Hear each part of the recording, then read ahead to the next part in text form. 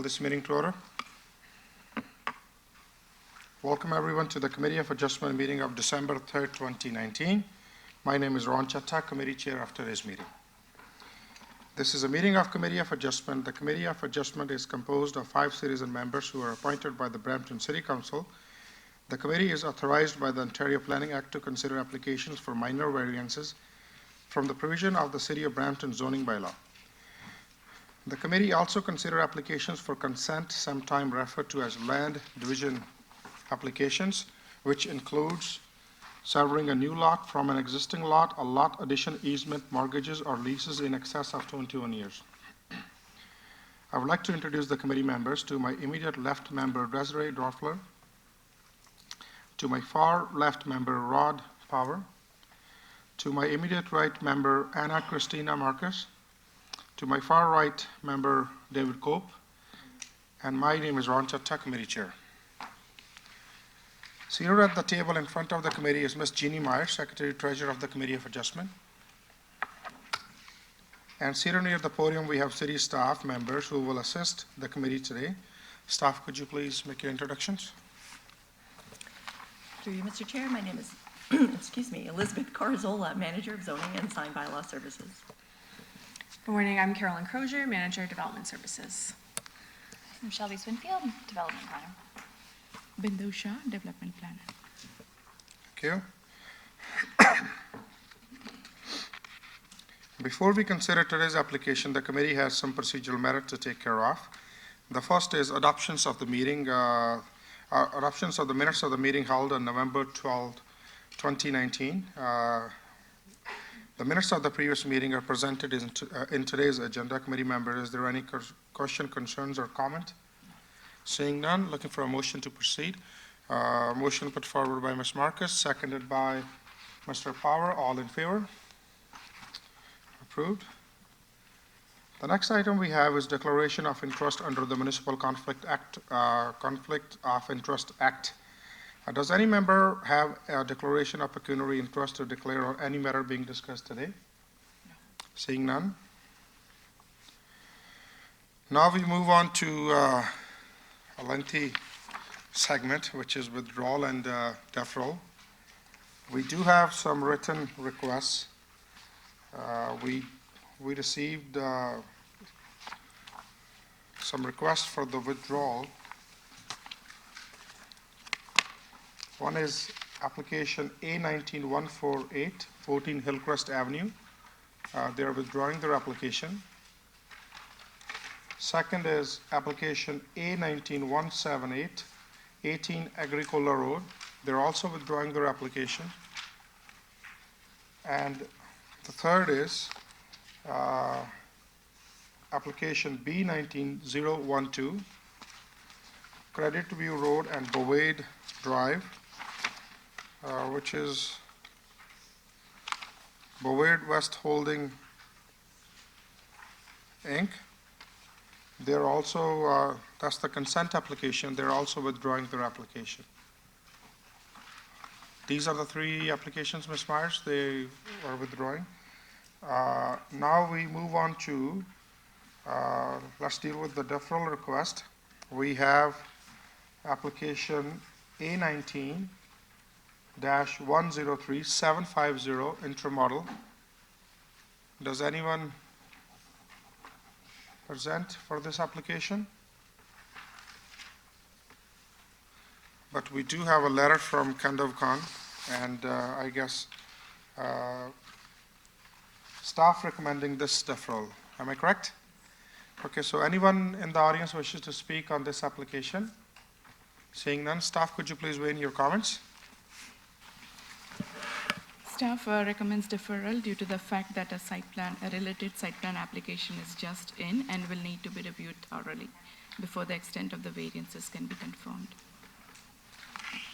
Okay, so no later than June, no later than last committee meeting of June next year, right? Yes, the application is in now, the site plan application, so we understand that it's a very simple application. It shouldn't take more than 6 months to review. Okay, Ms. Myers, what we are looking for June here? because that's what the staff is suggesting, the last committee meeting of June. So is there any specific date we can get, please, for the June? Through the chair, I can confirm that the last committee meeting for June 2020 is actually June 16th. Okay, June the 16th.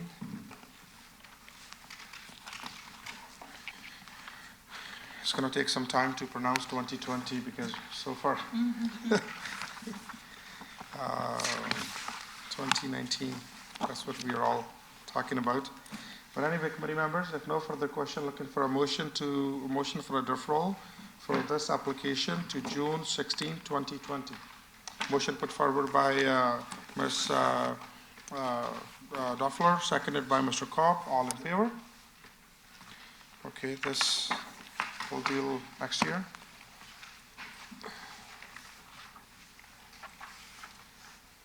The next item we have is application A19-201-8124 Gorewood Drive. Is any member or agent or applicant present here for this application? Anybody else in the audience? Seeing none. Staff, deferral to January 21st, 2020. That's what the recommendation is? Yes, through you, Mr. Chair, we're recommending that the application be heard at the next available Committee of Adjustment hearing. That allows us to provide an updated public notice. It was identified a little late in the process that there was an additional variance required. So in order to meet those public notice requirements, we're requesting the deferral to the January meeting. So given the fact January 21st, which is the next meeting, is if there is any change in the application? The 21st, the 7th is our next meeting. Sorry, yeah, 7th is there are two we are dealing in. Thank you, Ms. Marcus, for correcting me. So I guess we have sufficient time even if there is any changes. Okay, if no further discussion, looking for a motion for this deferral request. Motion put forward by Ms. Doffler, seconded by Mr. Power. All in favor? Okay, this is also will deal next year.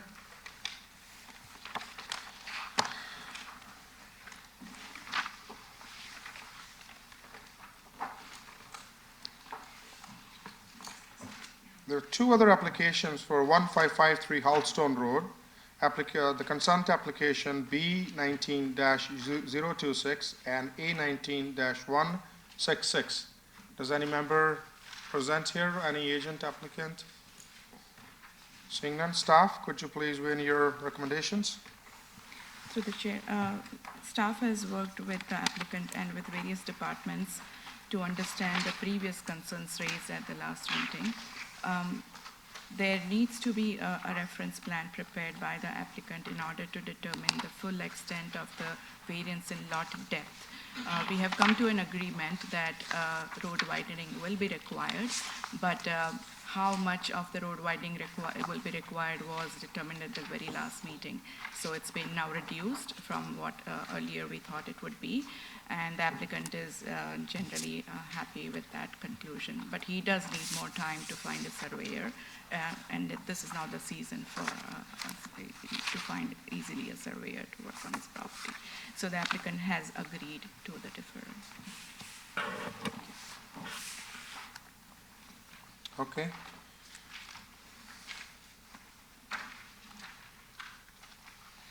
So the same June the 16th we are looking? Same, because in the month of June, the last committee hearing is June the 16th. Am I correct, Ms. Myers? Through the chair, that is correct. Okay. So looking for a motion to proceed for the deferral of these two applications for June the 16th of 2020. Motion put forward by Ms. Marcus, seconded by Ms. Toffler. All in favor? Okay, this is also deferred. We'll deal next year. The last out of the written request, we have application A18-099, 98 Wentworth Court. Does applicant or, yes ma'am, please come forward.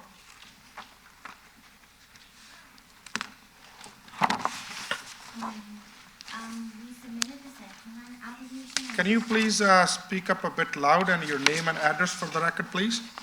My name is Samra Huff. I am the applicant of 98 Wentworth Court. And we submitted the site plan application on November 15th, and we agree with the recommendation and would like to seek a deferral in the application to allow more time for the planning and development staff to review and provide feedback. Okay. The one question I have is that applicant is requesting this deferral, or it looks to me that staff is suggesting deferral in this case. Is staff suggesting deferral, or they need more time, or there's something staff is requesting more information from the applicant, and the owner or yourself need more time in this case? No, we submitted the application, but planning staff needs more time to review the documents submitted. Staff, your side, please. Through you, Mr. Chair, it's not my application personally, but typically when a site plan application is submitted, planning staff recommend that the applicant waits to get their first set of comments back. And given how recently this site plan was submitted, I'm assuming that the planner assigned to that has recommended they defer the application to allow that first review of comments to happen. Fully in agreement, respectfully, when last time they came, I specifically asked for what kind of site plan we are requesting, and at that time, the comments I received back that time is good enough. And then now we are going back again to another deferral. And it's not clear that how long this deferral would be. I know it's Mr. Mahmood's file, but we already deferred this application 3 times. And particular last time when the agent or there's another gentleman came, we specifically asked what is the reasonable time frame so both the parties can work together. And again, respectfully, right now, it's the same that we are reviewing the site plan application, which is I'm okay. I'm not really denying that I'm not in favor of the deferral, but this is some sort of the gray area where even the staff report is not suggesting that how long this deferral would be and how long staff need to review that. We can't just leave it open. Like, we need to put a timeline, and I know it's not your file, but Mr. Mahmood should have answered better in this case. Through you, Mr. Chair, we would request that the deferral be for no more than 6 months to allow staff and the applicant to work together to finalize the site plan details and then come back with a completed minor variance application. 6 months? Yes, please. Yeah, again, so respectfully again, right? I know staff work very hard to put together every applications. We already knew that we are requesting for a site plan. Why we asked for this this short of a deferral, or we were in agreement of this short of a deferral a few months, 2-3 months back when they came. We could have suggested 6 months at that time, rather than going through 2-3 months, and now again they come here and then we are again putting back in the queue for the 6 months. Through you, Mr. Chair, again, it's just to allow staff to really work through all the details to ensure that the requested minor variances that are needed for the application are fully understood, so that there's no additional delays down the road. Okay. So when we say any other question, committee members? Seeing none. When we ask about 6 months, so can we put together something no later than? So in case if the comments, if all parties are satisfied earlier, they can come before us earlier than 6 months? Yeah, through you, Mr. Chair, we are agreeable to that. Okay, so right now we are in December, so 6 months will take us to end of the month of May. You think month of May date? I believe there is one hearing end of the May, or June the 16th, as the previously we know that we deferred a couple of applications. Through you, Mr. Chair, we would suggest that the deferral be no later than June 16th, 2020. Sure, no problem. Ma'am, is that okay for you? Yeah, Is more information need to be provided? This is sufficient time, I believe? Yes. Okay, so if no further discussion, looking for a motion to proceed to defer this application to June the 16th. Motion put forward by Mr. Power, seconded by Ms. Duffler. All in favor? Thank you. See you next year.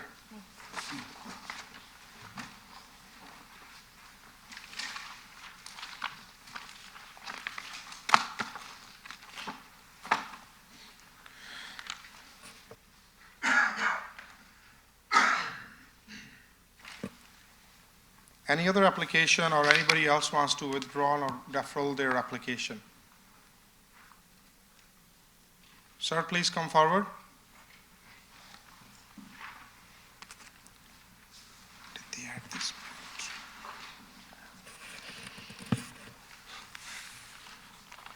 Hi, good morning. Your name and address for the record, please, and application number. My name is Muhammad Zaman Mansouri, and application number A19-205. A19 what's the address of the property? Address 35 Brushwood Drive. This is not, Yeah, they sent this letter for me, that's why. okay, sir, so, no problem, you're not wrong here, but Yeah, the application number is different. When we call the application, I believe you are one of the concerned neighbor. yeah, maybe that. So once you see the application, the property we are talking about, Okay. at that time, you're more than welcome to raise your hand and you can come forward to put together your concerns. So- Okay? Okay.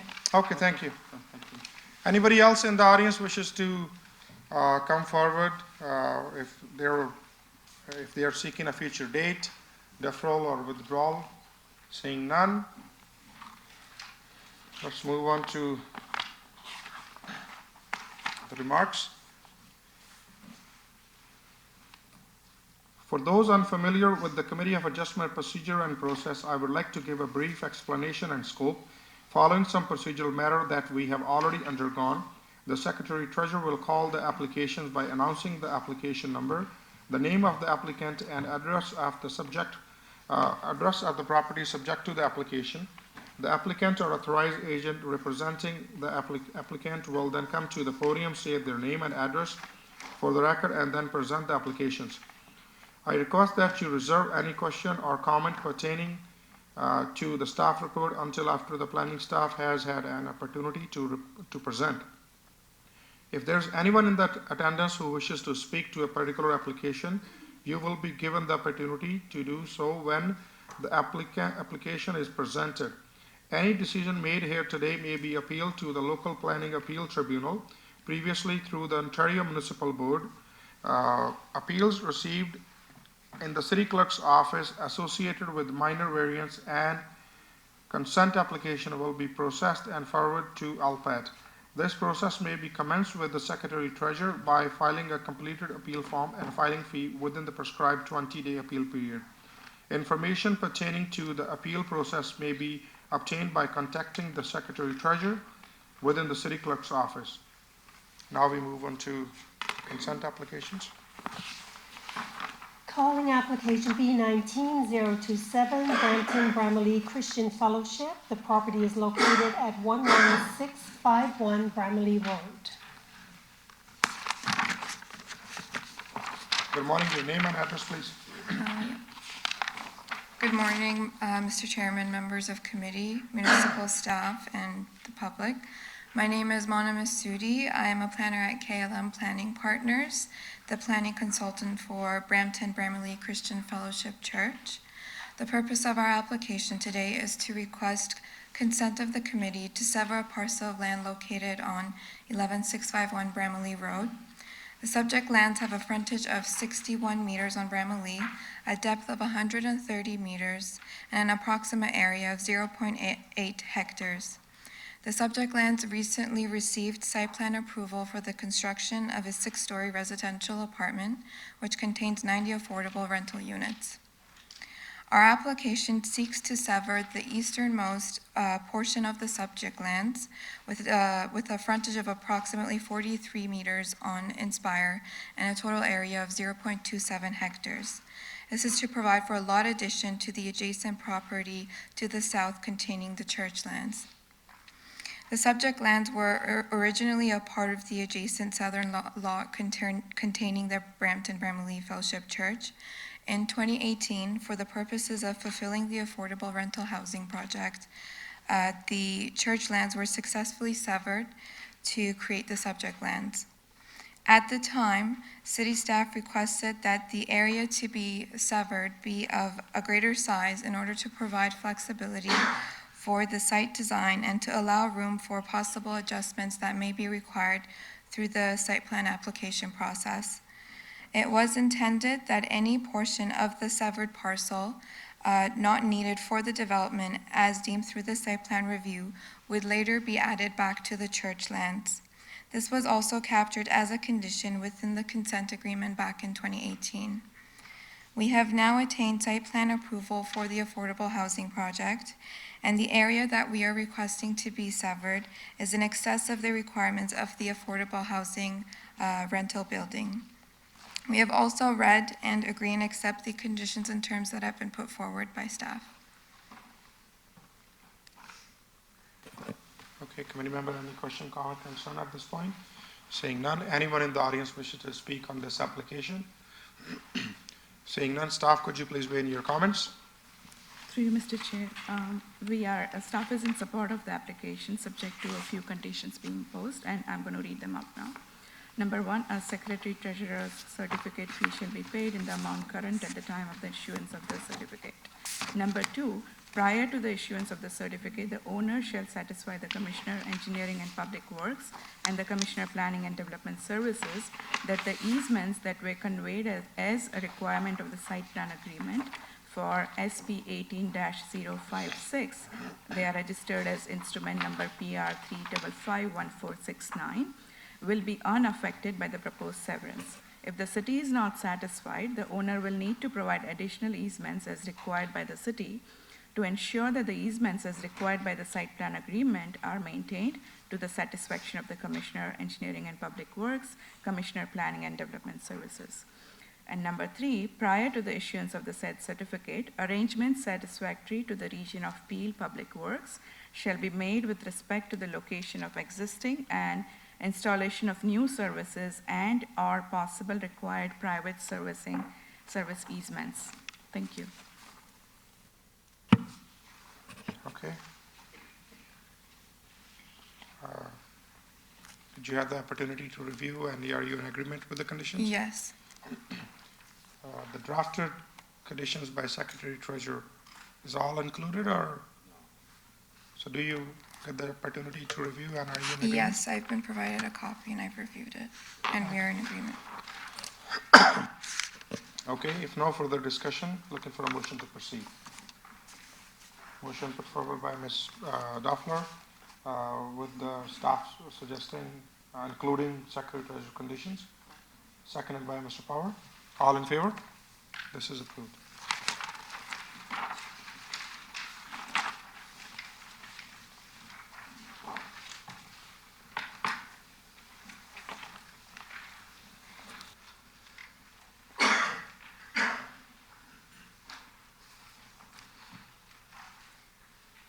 Calling application A19-175 Lakshman Devi Prasad.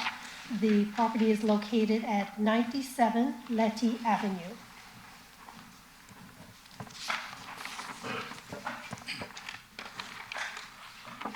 Morning. Good morning, Mr. Chairman, members of the committee, staff, and fellow audience members. My name is Lakshmi Devi Prasad, and I'm the owner of 97 Letty Avenue, Brampton. I did receive a report, staff report, and I have a couple of things that I'd like to say. Is the microphone is on there, or either you can speak a bit loud, please? Is it? Okay.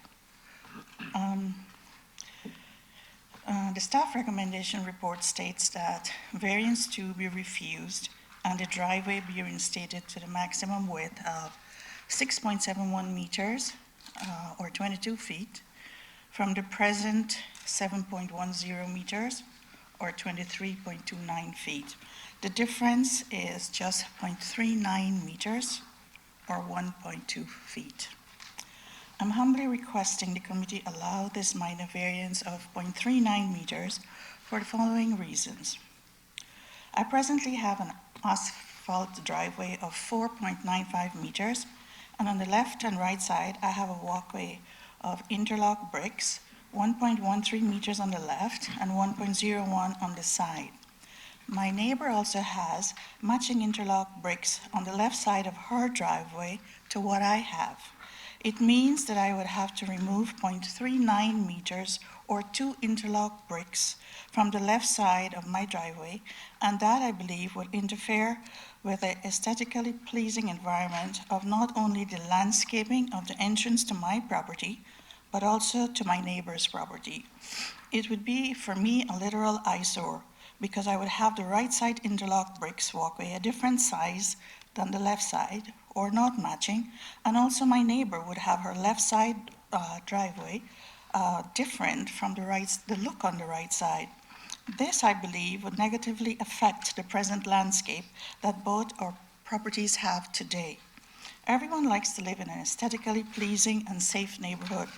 I'm hoping that this committee will agree with me that 0.39 meters will not allow for excessive parking of vehicles in this driveway, and therefore would not constitute a significant violation of the bylaw. For these reasons, I'm humbly asking that this minor variance be allowed. Also, I noticed that I have a requirement that I have to have a permit for the gazebo that I presently have. The one I have right now is 7.82 square meters, or 84.17 square feet. This is on the notice that was sent out. I called the zoning yesterday, and they told me that if I have below 10, I do not need to have a building permit. Mine is 7.82 square meters, so I'm not sure if I do still need to have a building permit. Those are my comments. Well, when the staff can answer these questions, but Yes. Let us go through some procedure. And when the staff turn comes, you can ask these questions to them. Okay. We do have some questions as well in regards to your request. Let me just go through the procedure and then we'll ask. Committee members, any question at this point? Seeing none. Anyone in the audience who wishes to speak on this application? Seeing none. Staff, could you please weigh in your comments?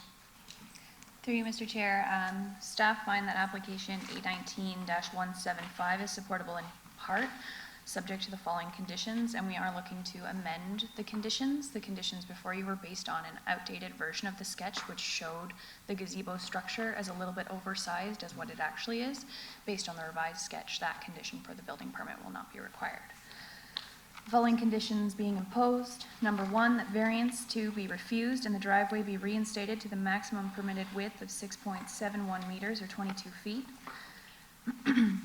Number 2, that a building permit be obtained for the proposed window within 60 days of the final date of the committee's decision. Number 4, that the extent of the variances be generally limited to that shown on the sketch attached to the public notice. And number 5, that the failure to comply with and maintain the conditions of committee will render the approval null and void. So what really we changed in this one, condition number 3? Yes, condition number 3 will be removed. Okay. That satisfied your concerns regarding gazebo? Yes, I do not require a permit, right? Okay. No, you don't. No, okay, Yeah. that's great. And what about 0.3 meters of the driveway? Okay, to me, that looks minor in nature, and based on 22 feet is allowed, 1.29 feet is the extra you're requesting. But we do have some concerns. For example, when you have you can park like 2 cars side by side of the property, versus during our site visit, we saw 1 car is parked on this side at the extended portion and another one is parked on the other side. One question is, the 1 car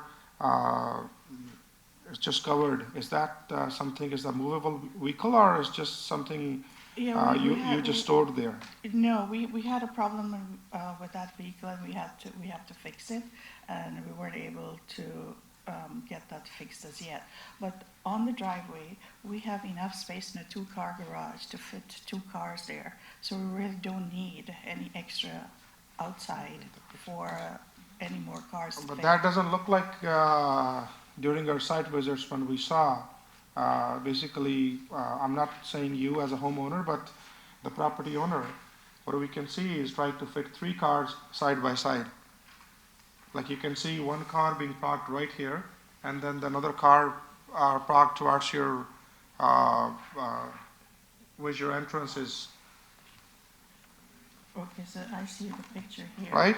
Yes. So I'm fully sympathize with you, and I consider this is in a minor in nature, and I believe that's what the committee feels, but this is something we don't support, ma'am, respectfully. Can I say something? Because Sure. I have been asking about a window, which is granted if I get a building permit. And that is, hopefully, if I get a building permit, it would be for a registered basement. I would need an extra parking. And I believe that it will, I will have to have an extra parking, but this would allow for safety of opening the doors and giving a little bit more space. It's only 0.3 meters, so I don't know. Okay, ma'am, let me correct you here. Right now, according to the bylaws, if you are even going for legalization of your second dwelling unit, Right. you need to have 3 parking spots. Okay, This is more than that. okay, So respectfully, I'm not in agreement on that one. okay, so you're So, suggesting. sorry, please let me finish. Okay, According to, let's say you are coming back to the city, I don't know if you already are, you need 3 parking spaces. Okay. One can go inside your garage, and all you need 2 car spaces on your driveway. okay, But what you are trying to achieve here, parking 3 cars, and look, my personal vehicle could be, maybe not in running situation, but you can't just keep it there forever for your driveway. but it's not going to be, because I could park in the garage, 1 car can be outside, and 1 on the left side, so I don't need to use the whole walkway for parking. I just want it as a walkway and to make it look uniform with Okay. 2 neighbors, because my neighbor on the left side has the same interlock. I can remove. That doesn't look at this point on On- this, On the left side of her property, she has the same interlock that I have in the middle there and what I have on the right. Now, I can remove 2 bricks will give me the amount that I need for the present code. But it would look really awful, I feel. And it's just 0.3, and I don't really need to use it for parking of the 2 vehicles because the space I have right now allows for that. So I'm just asking for the look of the beauty of the landscape to allow me to keep those bricks there. okay, so I understand it's a little over a foot, and not just setting up a standard, each and every application is different, I understand. How about this, if I can, if you are in agreement, I may ask if committee members are in agreement on that. I personally, I'm not speaking on behalf of my colleagues, but I'm okay with as is, but I would like to put forward a condition that any given time, no vehicle be parked at that extended portion of your driveway. Are you okay with that? Yes, I'm okay with that. Okay. Staff, can we put together some sort of wording if rest of the committee members are okay? They are not okay, I guess. Pardon? Okay, please go ahead. Through you, Mr. Chair, it was obvious on my site visit, and it's obvious in this photo that 3 cars are being parked across. So it's a very hard argument for us to Okay. accept. Secondly, it's impossible to enforce that 3 vehicles will not be parked across the width. So we unfortunately are charged with making sure that every homeowner meets the required bylaws. And in this case, it's obvious that the parking is being used on both sides. Can I say something, please? Yes. The reason that the 3 cars are there is because I didn't put mine in the garage at the time. And so normally, 1 would be in the garage and 2 will be outside. And we have the space on the asphalt driveway to keep the 2 cars. So we will not need to use a walkway to park. I only did that as a temporary reason.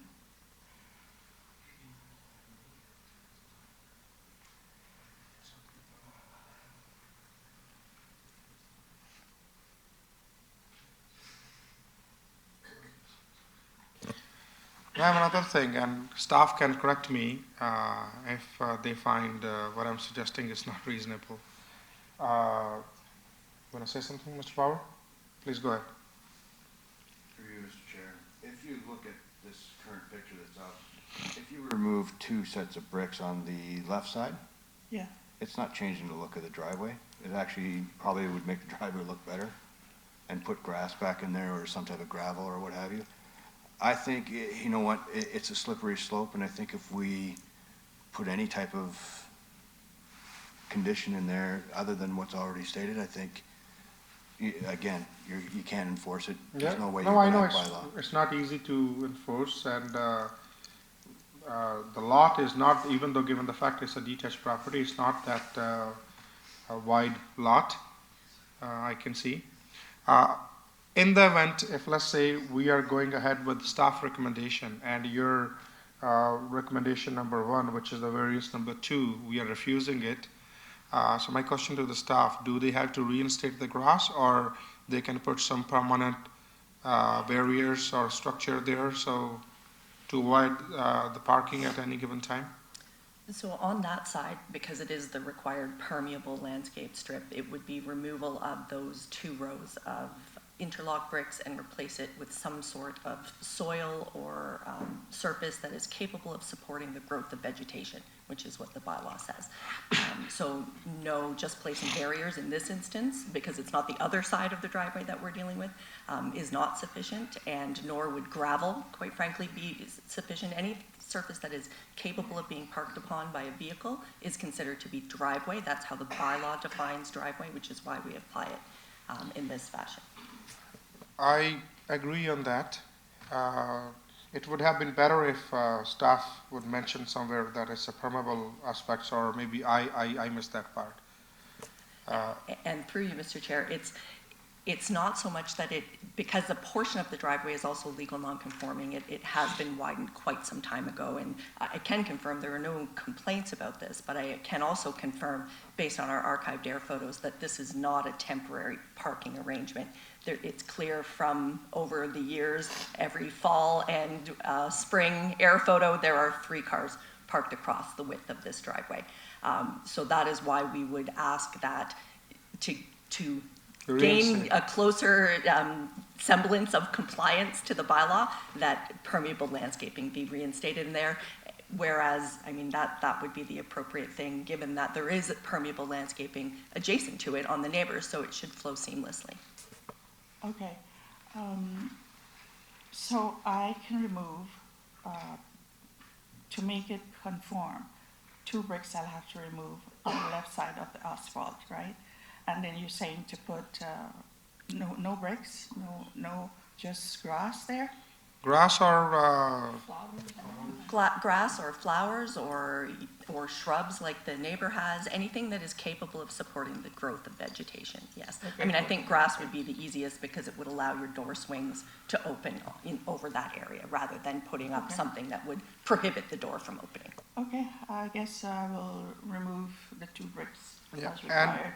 and the reason being it, and staff is reasonable on that note, your next door neighbor, you can see in the picture, their vehicle, we can see their vehicle as well. So that means their driveway is right next there. The way you extended on this side, if they wish to do the same, for example, in next summer. On the left side. And for example, in the next summer, right next to your side, so there will be no green space pretty much left in between the houses. So that's why staff always recommend, especially on the permeable aspects, when there are 2 driveways next to each other, and if both the homeowners wishes to extend on the middle portion, Right. then basically it's all plain, whether that's a concrete or interlocking or asphalt. So I think by removing that portion, it's good for everybody, and I'm glad that you understand and you're willing to remove that portion. How much time they have to remove, given the fact that we are going into winter months? Staff to do that? At this point in time, through you, Mr. Chair, there is no time limit established on the removal and reinstatement. I would certainly recommend that throughout, that no one would be expecting it to be replaced with grass until sometime in the summer of 2020. Okay. So, given the fact that the staff already removed one condition, so we have the conditions which the staff already stated. Is there any question, comment, concern on that? If not, then looking for a motion to proceed. Motion to proceed with staff recommendations. With amended recommendations by Mr. Power, seconded by Ms. Marcus. All in favor? So this is partially approved, ma'am. Thank you. Thank you.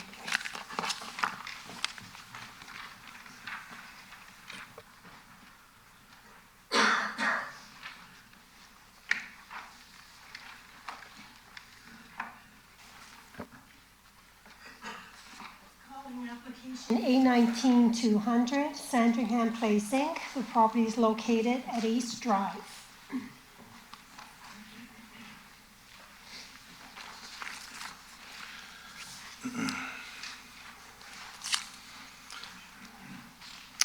Good morning, Mr. Chairman, members of committee. I'm Jim Levac of Glenshire Associates.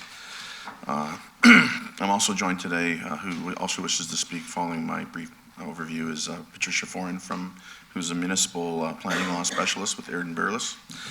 And we also have Francesco Policaro from Policaro Group here, as well as Hardik Shaw from Mercedes-Benz Brampton. Before we start, there's just one administrative issue we just wanted to clear up, and I spoke to the Secretary Treasurer briefly before the meeting. Since this application was made, it was made under the name of Sandringham Place, Inc., which is a holding company of Metris, who formerly owned the land. The lands have since transferred to a new numbered company, which was jointly set up by Policaro Group and Mercedes-Benz Brampton. The name of that company is 2713442 Ontario, Inc. So we would respectfully ask that any decision be made under the name of that company, and I will have the proper materials forwarded to the Secretary Treasurer showing that the transaction did occur, because I don't believe the assessment rolls are updated, I think quarterly, or so they may not be updated on the city's rolls yet. So I'd like to briefly describe the area and application and some of the broader issues that have been raised regarding the evolution of the 410 Mayfield Auto Mall. And Patricia will speak to the provincial policy regime that both Peel and city staff relied upon in their respective comments on how this applies to the OP conformity test. I haven't had time to put together a sort of a customized graphic, but what I've taken is just an excerpt from a staff report on another proposal and just marked it up. I don't know if you can zoom out a little bit on this, but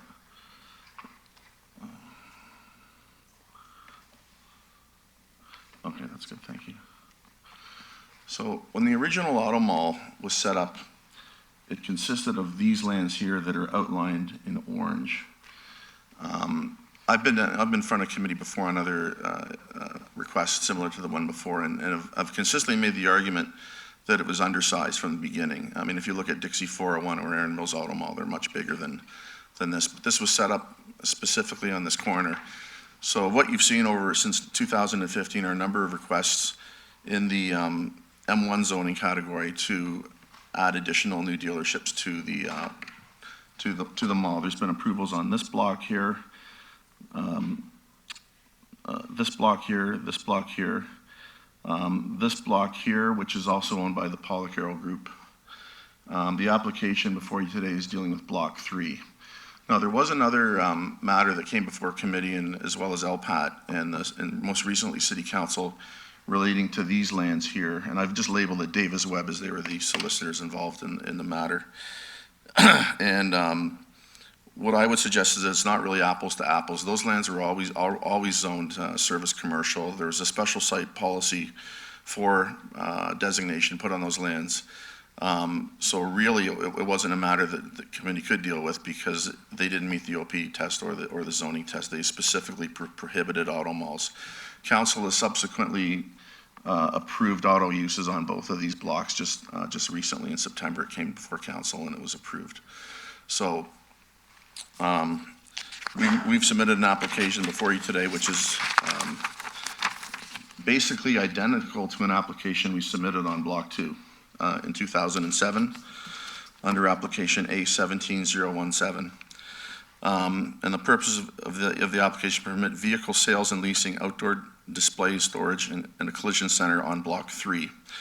When we were here 2 years ago, the application was approved. It was supported by staff. It was deemed to have met the 4 tests under the Planning Act, and there was no opposition by the Region of Peel. Needless to say, we're somewhat perplexed over the last few days when we received Peel and city staff comments recommending refusal of the application on adjacent lands, i.e. Block 3, that have the same identical official plan designation and the same M1 2256 zoning as Block 2. So we've been trying to determine how the same application could be reported on completely differently when there has been no changes to either the zoning bylaw or the official plan in the last 2 years. And we've basically been given 2 answers. One is that we no longer meet the OP conformity test because the provincial policy regime has changed between 2017 and now, such that is now deemed to be a conversion. And this is something Ms. Foran will be speaking to momentarily. The second reason is that the city, without the benefit of any study or analysis, simply wishes to no longer have any dealerships extend beyond Block 2. And the reason they're saying this is because this is a larger block, Block 3, and they believe that some of the remaining lands within the employment district, and this plan was registered 8 years ago, so there are a few blocks that are still sitting vacant and undeveloped. They think that those lands should be set aside for more traditional employment uses. Having said that, there is a policy in their official plan under Section 5212 of the Countryside Village's secondary plan, which I guess is Amendment 48A, that states provisions will be included in the zoning bylaw to ensure that higher order, higher density employment uses will be located on lands within the secondary plan. The zoning bylaw provisions shall limit lower density employment uses such as warehousing, logistics, and transportation terminals within the secondary plan area on lands designated prestige industrial located outside of special policy areas east of Highway 410. So when we were here in 2007, one of the things that they used as their justification to support the dealership was that auto dealerships are employment uses. They are high-density employment uses. A typical auto dealership of around 25,000 square feet is going to employ between 60 and 80 people. The types of uses that the city is seeking to have these lines sit vacant for would be things like warehouses, distribution facilities, a mini storage facility that's going to employ 3 or 4 people. So the objective here is to create employment, and that's exactly what we're trying to do. Those are basically the arguments we're putting forward. I mean, it's an identical application that was approved 2 years ago.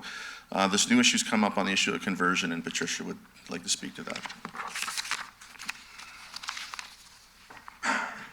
Thank you, Mr. Chairman and members of committee, if I may. Your name and address for the record, please. Yes, it's Patricia. Last name is Foran, F-O-R-A-N. I am with the law firm Aird & Burles, LLP. And as Mr. Levac pointed out, I do practice in the area of municipal and land use planning law specifically.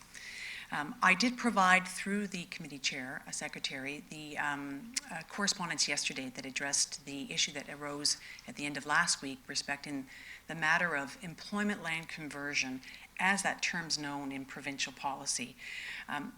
Through you, Mr. Chairman, committee will be pleased to know that I will not review my letter in great detail in front of you today. I trust that you've had an opportunity to consider the submissions. Yes, we do. There are 5 points, though, that just in summary terms that I'd like to draw to the committee's attention with respect to this issue, because in my respectful submission, the concern expressed about employment land conversion is a complete red herring, and it has absolutely no relevance to this application.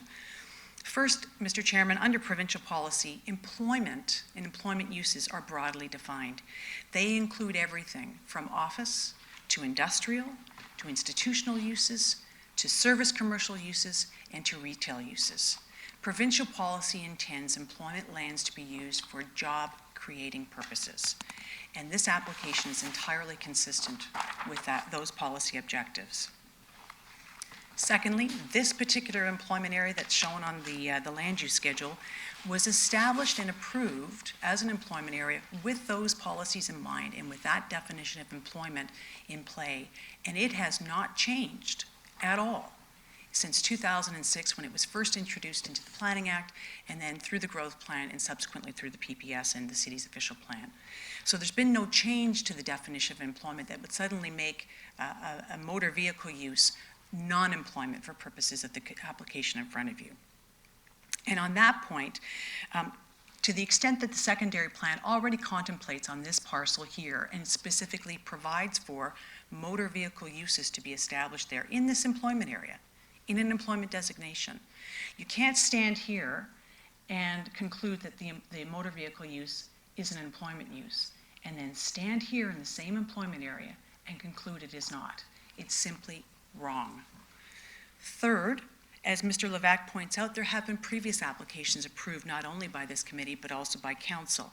And in each and every case, council and the committee have concluded, of course, this is an employment use. So the effect of the submissions from both Peel and from your staff is to suggest that the decision-making that took place at committee and in council as recently as May of this year has been wrong. And I don't agree with that and respectfully ask committee not to agree with that conclusion either.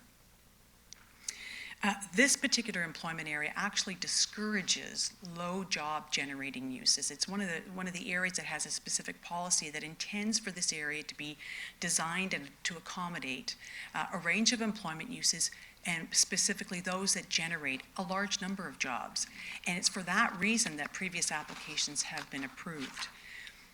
It's also for that reason that Mr. Levac's office provided to committee in support of this application an analysis with respect to the expected number of jobs that will be created through the approval of the minor variance application before you today. And on that point, if I may just point out to committee, and you have this in the materials provided as part of the application, that the estimate of jobs with respect to this application on that Block 3 alone is in the range of 400 jobs coming to the city of Brampton. In reality, these lands have sat vacant for the last 8 or 9 years. So respectfully, when you're asked to compare job creation, in reality, what committee is being asked to think about today is an approval of an application that will create 400 jobs, or frankly, 0 jobs, because that's what vacant lands that have sat there, not taken up by any industrial or office user over the last 8 or 9 years. That's the type of job creation you're getting today. So with the greatest respect to staff, both at the city and at the region, it's for those reasons that with respect, this is not an employment land conversion. This is an employment generating use. You have hard analysis in front of you that estimates the large number of jobs that will be created through the approval of that application. It's based upon known jobs that have already been created in this area, and for that reason we would ask that the application be approved by this committee. Thank you, Mr. Chairman. Thank you. I have some questions I'll ask later on. I'd like to see if anyone in the audience wishes to speak on this application. I'm Alex. I'm here to answer questions on behalf of the Region of Peel. Okay, so are you representing the Region of Peel? Yes. Okay. You may come here as well, because we definitely need you. Anybody else in the audience? Any concerned neighbor? Anything? Staff, could you please bring your comments? First the city, and then we can go to the region. Sure, and I have Paul Aldonati here from the Economic Development Group, so he can speak to this too. I can start with a little, Elizabeth, if you don't mind, the first page there. Sorry, Misha, if you can please speak a little bit loud, because the committee members are having a hard time hearing you. Sure. So, it's not very clear.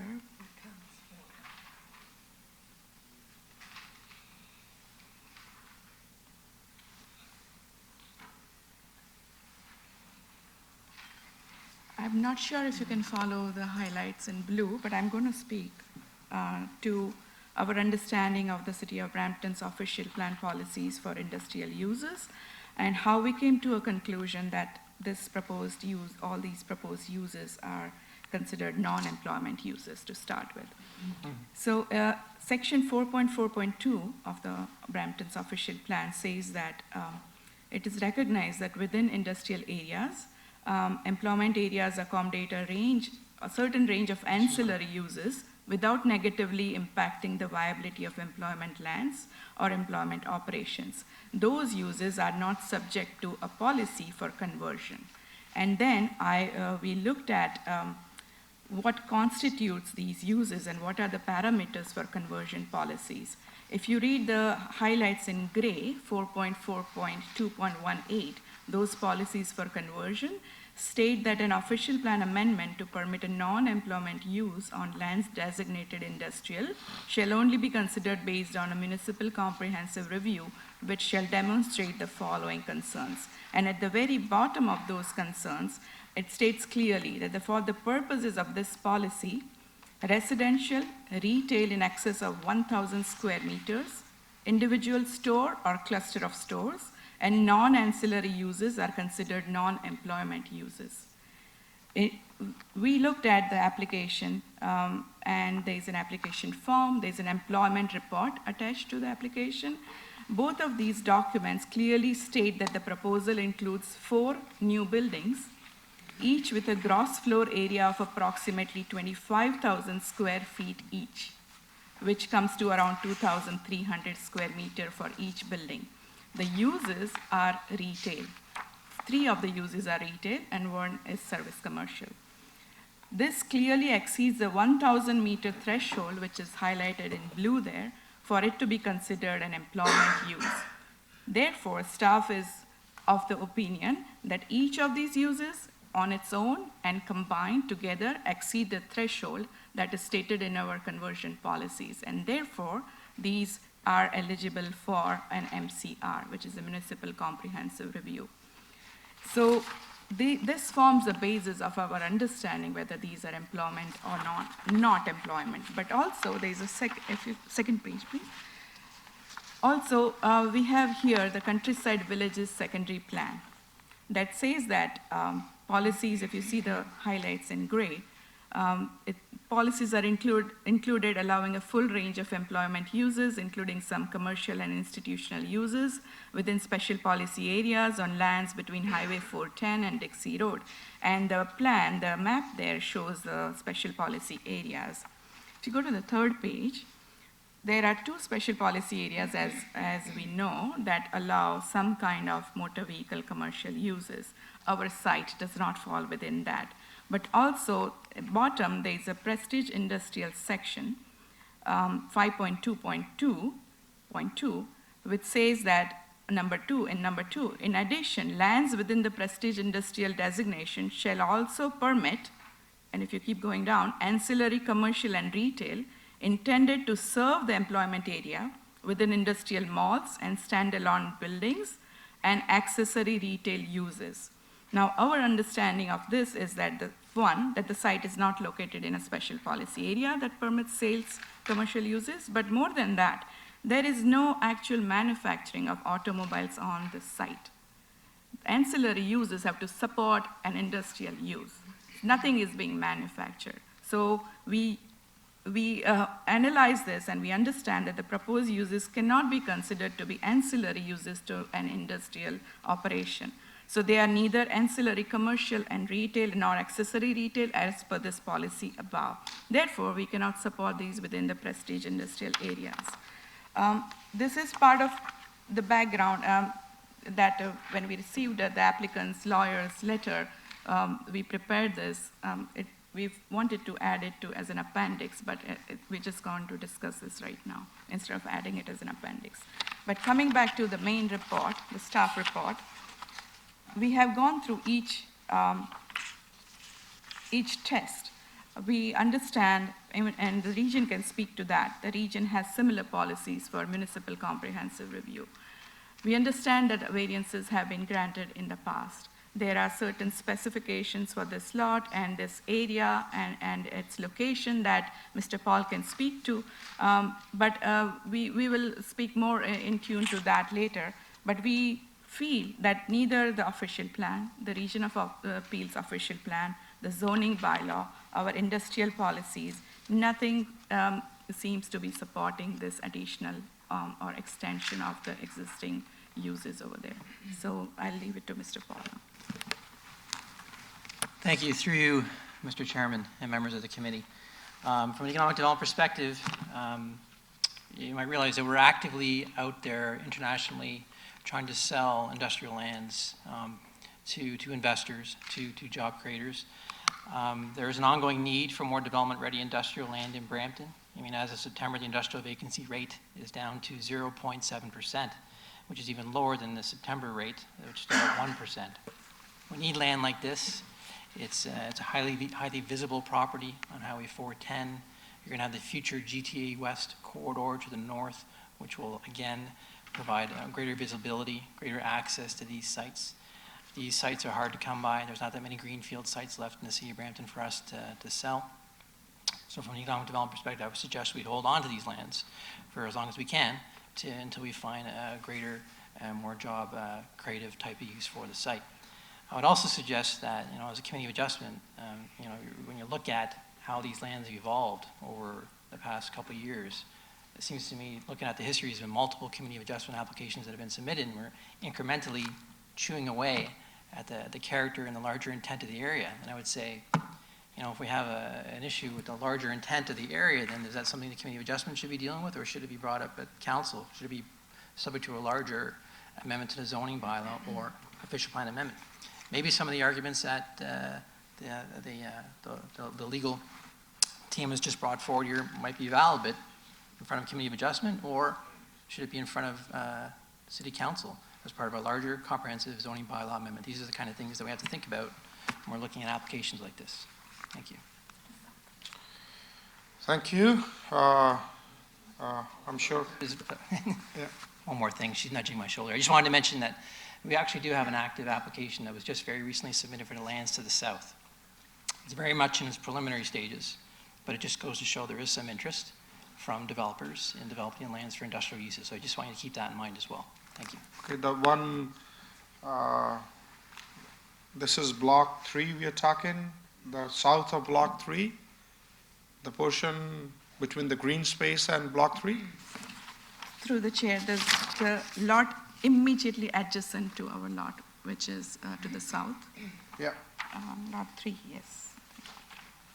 Okay, so Prestige Industrial related? As far as I know, through you, Mr. Chair, as far as I know, the application is attempting to meet the intent of the official plan and secondary plan. But again, it's in its preliminary stages, so we should keep that in mind. We just got it recently submitted. Okay, that's good to know. Before we, I'm sure, Mr. Lavak, you would like to come and,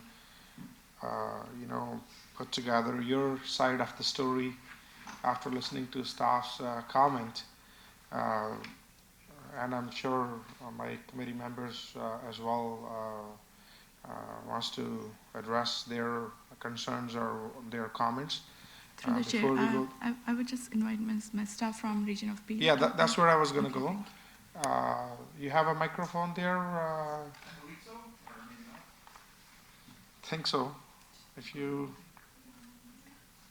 can press, then yeah. There we go. Yep. Yeah.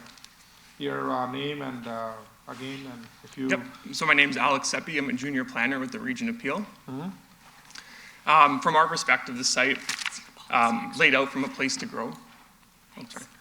From a place to go that provide density targets, specifically for employment and residential uses. Municipalities within the Greater Golden Horseshoe have to meet these targets by 2041, or they're prescribed to try to meet these targets. Effectively, through Block 3, it's designated as industrial through the Brampton official plan, if you were to go to Schedule A. The Region of Peel official plan, section 5.6.2.6, states to protect and support employment areas for employment uses as defined and designated in area municipal official plans. I'll fast forward to Brampton. The designations include office, industrial, and certain business corridor lands as further defined in the Brampton official plan. The application is largely not for an employment use as defined through our official plan. I know the applicant also spoke to Block 2 having an application in 2017. I just want to remind everyone that that application came forth before changes to the growth plan. In 2017, responsibilities were uploaded to the upper tier municipality. So the reason there was no comment from the region in 2017 was that it was not a responsibility of the upper tier to protect for employment uses. That subsequently changed in the 2017 growth plan. 2019 growth plan does the same. It's still a regional or upper tier responsibility to protect for those employment uses, which is why we're requesting refusal. Our official plan, section 5.6.2.8, requests that permit the conversion of lands within employment areas to non-employment uses only through a municipal comprehensive review that demonstrates, and there's a number of criteria that an application needs to demonstrate in order for a conversion to be acceptable or allowed. I would argue that it doesn't meet those merits, and therefore requesting refusal for the application. Okay. Thank you for taking your time and coming to City of Brampton from region of It's Peel. down the street. Exactly. Okay, I have some comments to make. Over the time in last 5 years, I get to see many applications from this auto mall. One thing, as we all saw, that the original auto mall was very small. And obviously, over the time, there was a genuine demand and need. That's why the many applications came forward, and the city staff dealt those applications, I believe, for many years. During my time, the one another reason that initially the staff was okay or still okay with the rest of the properties, because they want, one of the argument I heard over the time that right now we see, and we still have many of these dealerships on Queen Street, and we want that entire traffic to go there versus less traffic on Queen Street or these similar dealership or automobile businesses. And that makes sense actually to have for average person who's shopping for a car or any vehicle, if they are going in one block or one area where they can find all different type of vehicles. I do agree with that, and over the time, I know majority of the committee members, I guess, were not here, except two of us, when many of these applications came, and that was one of my questions, that why region did not step in for many of those applications. I guess you already explained that why you were not there at that time. But at the same time, these applications coming forward because there is a genuine demand. But at the same time, when we get to hear the city's point of view as well, and especially Mr. Aldante's comment, I tend to personally agree with that one as well. What I see, given the fact that there are right now block 6, 7, 8, 9, 10, 11, and block 2, and I guess some of those portions within the original auto mall still need to develop. Some of those lots still need to develop.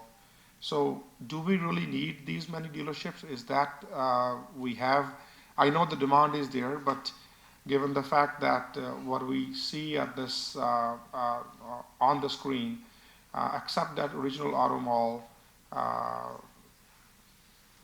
nothing got built in the proposed or the previous committee or the city, agreed with the applicants at that time. One thing I'm not really happy with when we drive on Dixie, or whether we enter into this area through Ace Drive, to see all those empty parking lots and vehicles being parked as a storage. I understand there are genuine demands, but that's not really appropriate for the dealerships or for the neighborhood, I would say. There are many sides of stories, I would say. The staff recommendations, if we go on page number 2, application A17150, which came to I believe the committee, September the 12th, 2017. It was permitted temporary 2-year basis I believe that the 2-year basis was for the outside storage. So 2 years has already been passed. Why they never came back, or what is the status of that application? That's what I need to know, or we need to know.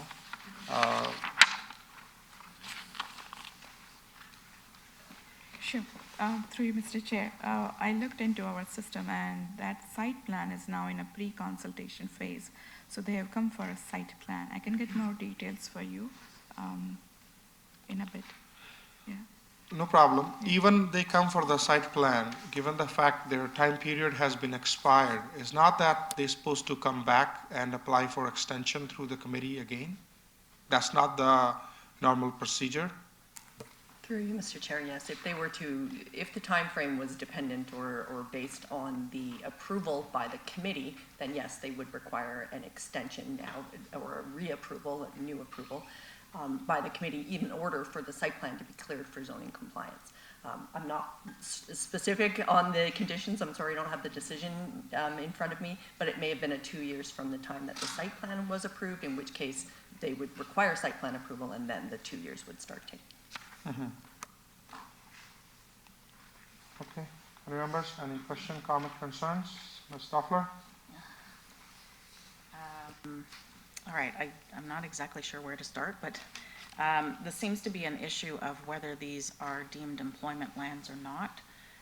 It's a little bit unclear for us to understand. Both sides are very decisive in their position on that. I think the second component that we are aware of is that the auto mall is very successful to the point that there are obviously numerous applications to continue this auto mall forward, and there seem to be quite a bit of employment facets to this.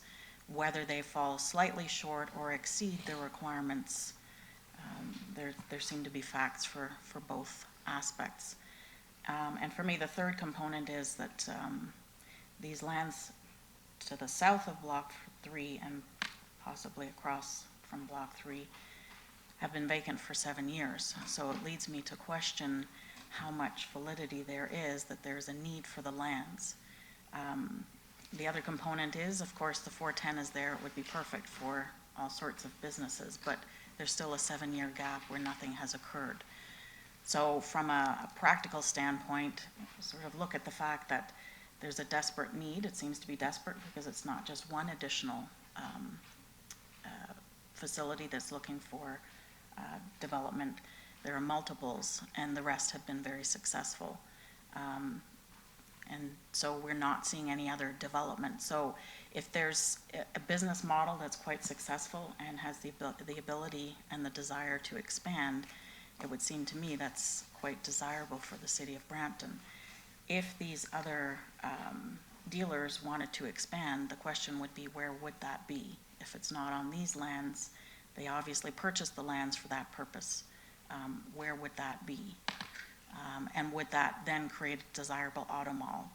To me, this is a little bit beyond us. This is beyond our capacity in that realm. And I think also based on the staff's very comprehensive report, and we also have something similar from the applicant side, there are, for application A17037 of May 2nd, 2017, there was an employment report to be completed. And I just wondered if that has been received and if that would answer some of our questions. There was an appointment. It was actually a condition of the approval in 2017, and it was submitted and accepted. In this instance, having gone through what we went through in 2017, we did an employment report in support of the application, and we submitted it with the application this time. There was one other matter raised by the chairman I just thought I would point out with respect to, you were talking about Queen Street and how Queen Street is a very busy area, and Paul the Carroll family own a lot of dealerships in that area. They are actually, we have a site plan application coming forward. We have had a pre-consultation meeting to relocate Northwest Lexus to Block 2, as well as another potential dealership. Mercedes-Benz, who are in here, they have 120 employees right now. We have a preliminary meeting to coordinate an expansion of that dealership. One of the things they're looking at is setting up a Sprinter truck division, and that's one of the reasons why they've partnered up with Polycaro, because they'd like to have a Sprinter truck operation in this area. And there's discussions with other manufacturers as well. The other thing is that as the auto industry moves more towards electronic, they want to have a sort of a purpose-built building, not just like a collision center, but something that deals with state-of-the-art service and maintenance of electric vehicles as well. So there's definitely a demand.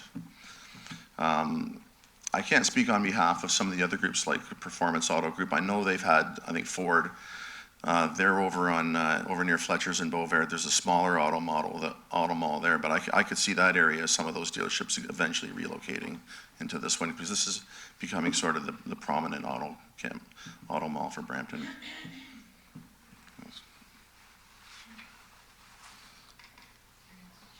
Just a question to the Economic Development Department, just in terms of, there's an obvious need to expand this auto mall. It obviously produces employment. It seems to be that it would be an appropriate support for the city of Brampton, especially because these are higher-end vehicles. It brings with it quality and prestige. So it seems to bring a different level for the city of Brampton. That's a perception. That's a perception from somebody that's done business here for 30 years. But just in terms of economic development, is there sort of an understanding that there is a need and a desire, and based on the current success of the auto mall, and has there been any discussion regarding what the alternate opportunities would be? So through you, Mr. Chair, you've touched upon a couple of things. I mean, there's a lot of prestige retail uses out there that go in retail-related spaces, right? I mean, this is, I know these are higher-end vehicles, but it's still automobile use. It's automobile storage. We're looking for the type of industrial development that's not at the retail end of the food chain, so to speak. It's at the beginning, and it'll result in more jobs in the ecosystem. I mean, these are highly sought-after lands. I mean, industrial, I understand that the lands have been vacant for a while, but that could be there could be a number of reasons behind that. I'm not sure what the landlord's looking for in terms of price for the land or who they've talked to, but I know that there's other developers that are actively seeking land as the price and the value of the lands goes up. As you know, these lands are few and far between. I see developers like Panettone or Orlando or Carterra. I mean, these are a lot of developers that are looking for land in the immediate area. Prologis, First Golf, they're scrambling to find land within proximity to access like the 410, future access like the GTA West Corridor. These are all prominent features when you have big developers like that looking for land to develop. And it's only going to be a matter of time before these get sucked up by developers such as those or some other industrial use. I mean, we are actively, we're going international in terms of trying to sell and market the city of Brampton, and we are holding parcels up like this now. I mean, we got $1.8 million in the budget last year for foreign direct investment, and this council has been very aggressive on the foreign direct investment file. We've been to Portugal, we're going to India, we've been to Germany, we've been to the States. I mean, we're going all over the place trying to sell. I mean, this week we have the Site Selectors Guild. I don't know if any of you knew there was such a thing. But there's a Site Selectors Guild, and they're a group of professionals who are basically internationally based, and they're going out trying to find sites for big corporate offices, big corporate industrial types of developments, and we're going to be showing them around the city on Wednesday, Thursday, and Friday this week. And I tell you, we're going to be pointing to sites like this to say that there's 23 acres, 30-acre sites available for large development potential that have great access to 410 and other transportation routes. Now, I mean, all the arguments that we presented here are great, but I mean, there's a process involved for hearing those arguments. And again, I'm going to mention this again. I mean, is it the Committee of Adjustment who should be looking at this you know, should be presiding over such a discussion and argument? I mean, we're incrementally eating away at a lot of lands here through multiple committee adjustment applications. Do we continue to rely on all those committee adjustment applications to dictate what we're doing in the future, or somehow do we say, go back and say, no, this is something that council needs to look at as part of an official plan amendment or an amendment to the zoning bylaw, because obviously it's a complex issue and you're having some discussions of what employment really is. I mean, you've heard both sides of what employment really is, and there's some, that's an active discussion that's happening now and will continue to happen. Is it under the committee of adjustment that we should be discussing this? I mean, obviously they have a right to apply for this as anyone does, but I think it's something you should seriously consider. From an economic development perspective, I'm looking to sell lands like this, and there's not that much left. Orlando's almost done on the southwest side of Brampton, so all those lands are going to be taken up soon. Northwest Brampton isn't coming online till quite a few years. I'm looking at Bram East, but they're still going through a process. I mean, these are ready and available lands that we want to sell for I think, a better use than what's being proposed today.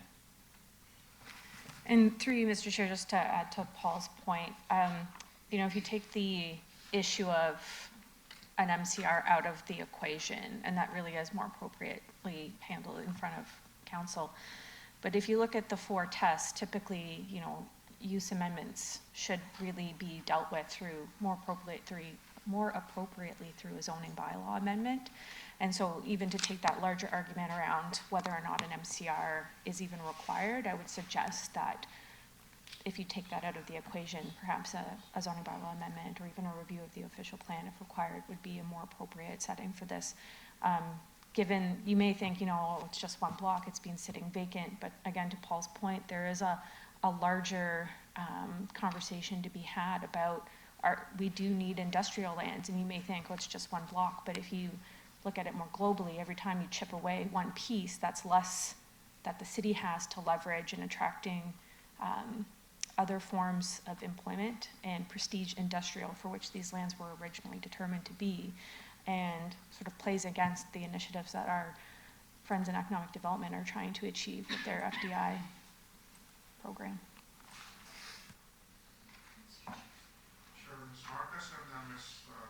Ms. Marcus and then Ms. Doffler, please. Through you, Mr. Chair.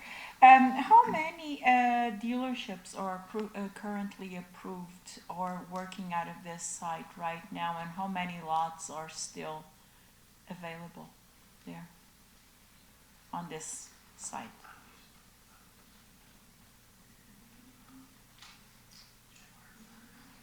Right.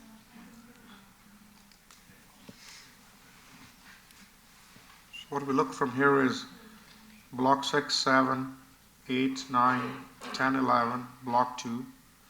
As you mentioned, I'm not sure when we go north from block 6, the couple of blocks, I believe, they're also in the similar nature. Okay, so through you, Mr. Chair, from talking with our staff, apparently there's about 7 blocks here in the area that are still vacant or really being used for storage right now. So there's still some ample opportunity to build that out and see where the auto mall goes. I mean, from that perspective. And I think that plays on what you were saying earlier, Mr. Chairman, about how these parcels are currently being used. So through you, Mr. Chair, sure. Why isn't your client looking at developing in those lots that are already approved?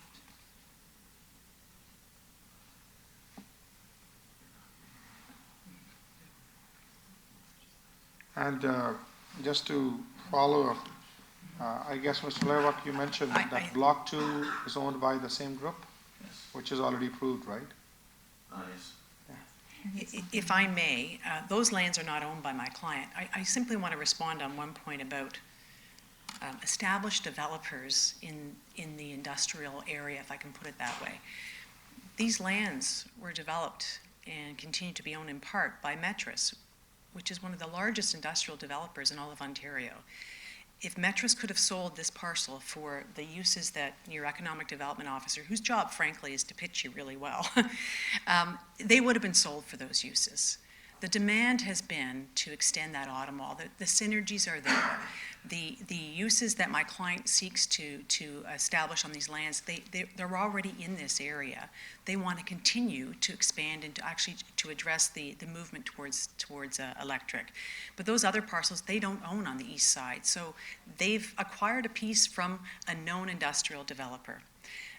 Mr. Chairman, I also just need to respond to 2 points that I think have respectfully have misled this committee, and that has to do with the policy environment.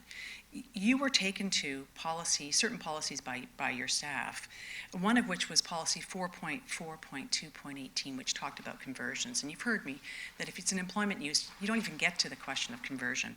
But that policy has been in place in your city official plan since the time that you approved all the other applications. So again, not a new policy environment, but you had that policy. Staff just never brought it to your attention. What they also didn't bring to your attention, however, which is somewhat surprising, is that in drawing your attention to policy 5.2.2, they didn't draw to your attention 5.2.2.1, which says that, in fact, this area is to be developed in accordance with section 4.3 of the official plan. It doesn't refer to section 4.4, which you were drawn to earlier. So maybe that's why they didn't raise this issue with every other application that came in front of you. I simply also note, too, that the policies for this industrial area was developed by Metris with the city 8 or 9 years ago actually discourages the types of uses that your economic development officer is here today to seek to have you set these lands aside for even further. The low job creation, low employment density uses such as warehousing and logistics, those are actually discouraged by the policies in the official plan for this area.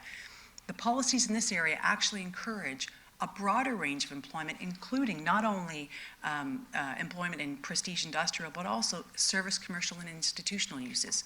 This employment area is intended to do exactly what it's been doing.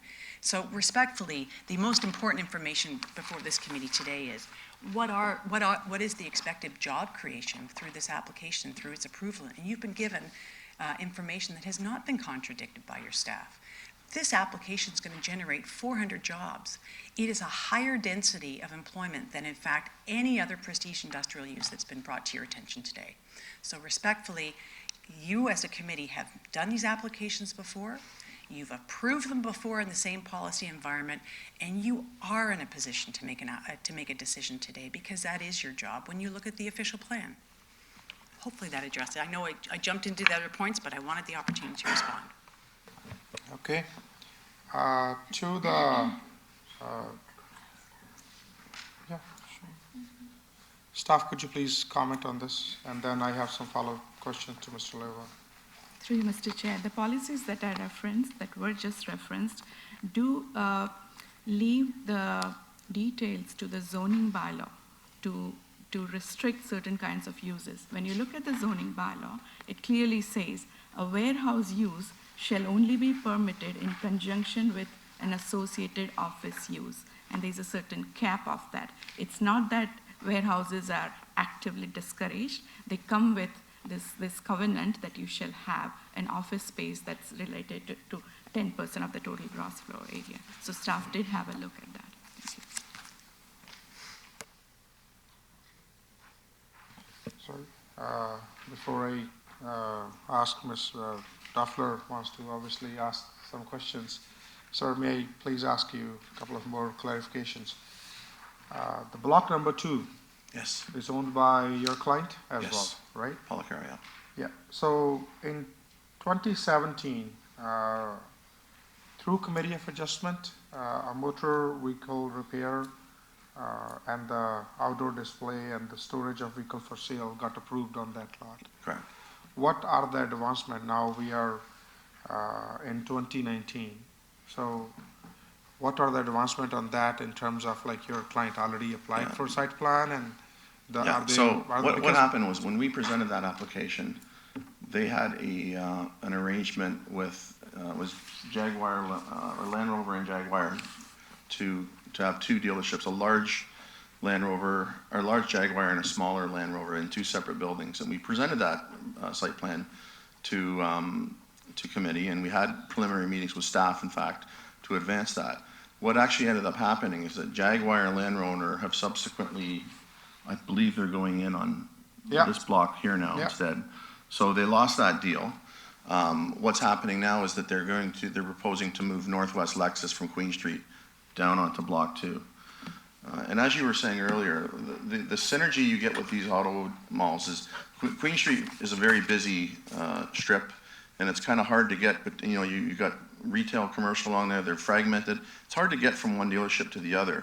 That's why a lot of these dealerships like to be in smaller campuses where you can just sort of go from, you know, you don't have to, you know, make dangerous left-hand curves to get into, turns to get into the facilities. And there's always a synergy that allows people to shop around in these areas and look at the different manufacturers. So I wouldn't be surprised if the Queen Street West does redevelop at some point in the future and you see more uses coming into this area.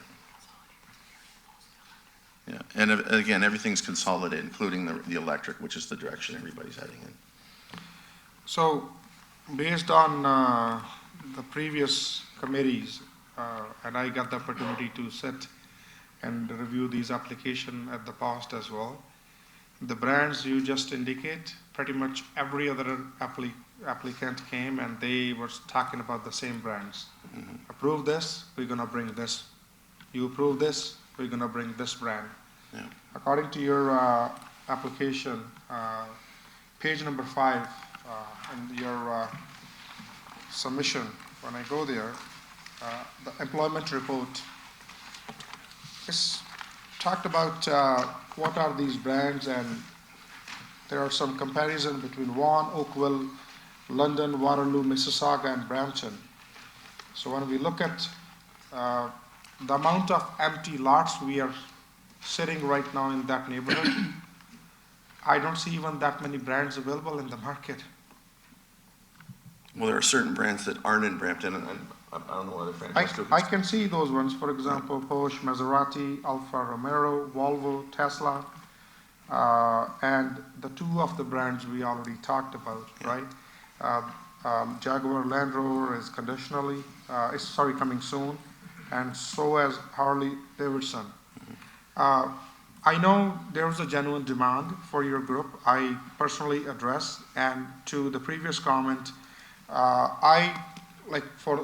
for the record, I accept and I understand that the dealership does generate a good number of jobs, and they are quality jobs. I fully agree with you on that. But the area and the point where my personal struggle is, do we really have that many brands available? Like according to your sketch, there are like 3 more dealerships going into this place, and then one body shop. I agree with body shop because my understanding is in this entire pocket there's no body shop. I agree on that note, but 3 more dealership versus 7 pending, and pretty much, I'm not saying to you, but majority of the applications came in front of me in last almost 5 years.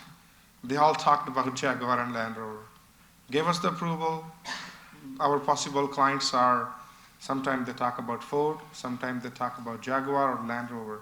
Now we saw the Jaguar and Land Rover is going into this original auto mall. So that means 2 are already gone. So that's where that's why I asked the question as well, that how many are there? Like today, let's say for argument's sake, this committee is okay with you. So that means 3 more clients or 3 more brands you need to fill versus those 7 empty ones. That's where the thing. On another note, given the fact that in this neighborhood there's a bit of history for even to the LPAT or the council, as Mr. Aldante mentioned, what was the reason you wish to come in front of committee rather than going for OPA to bring a plan of subdivision to well, the like every council? application that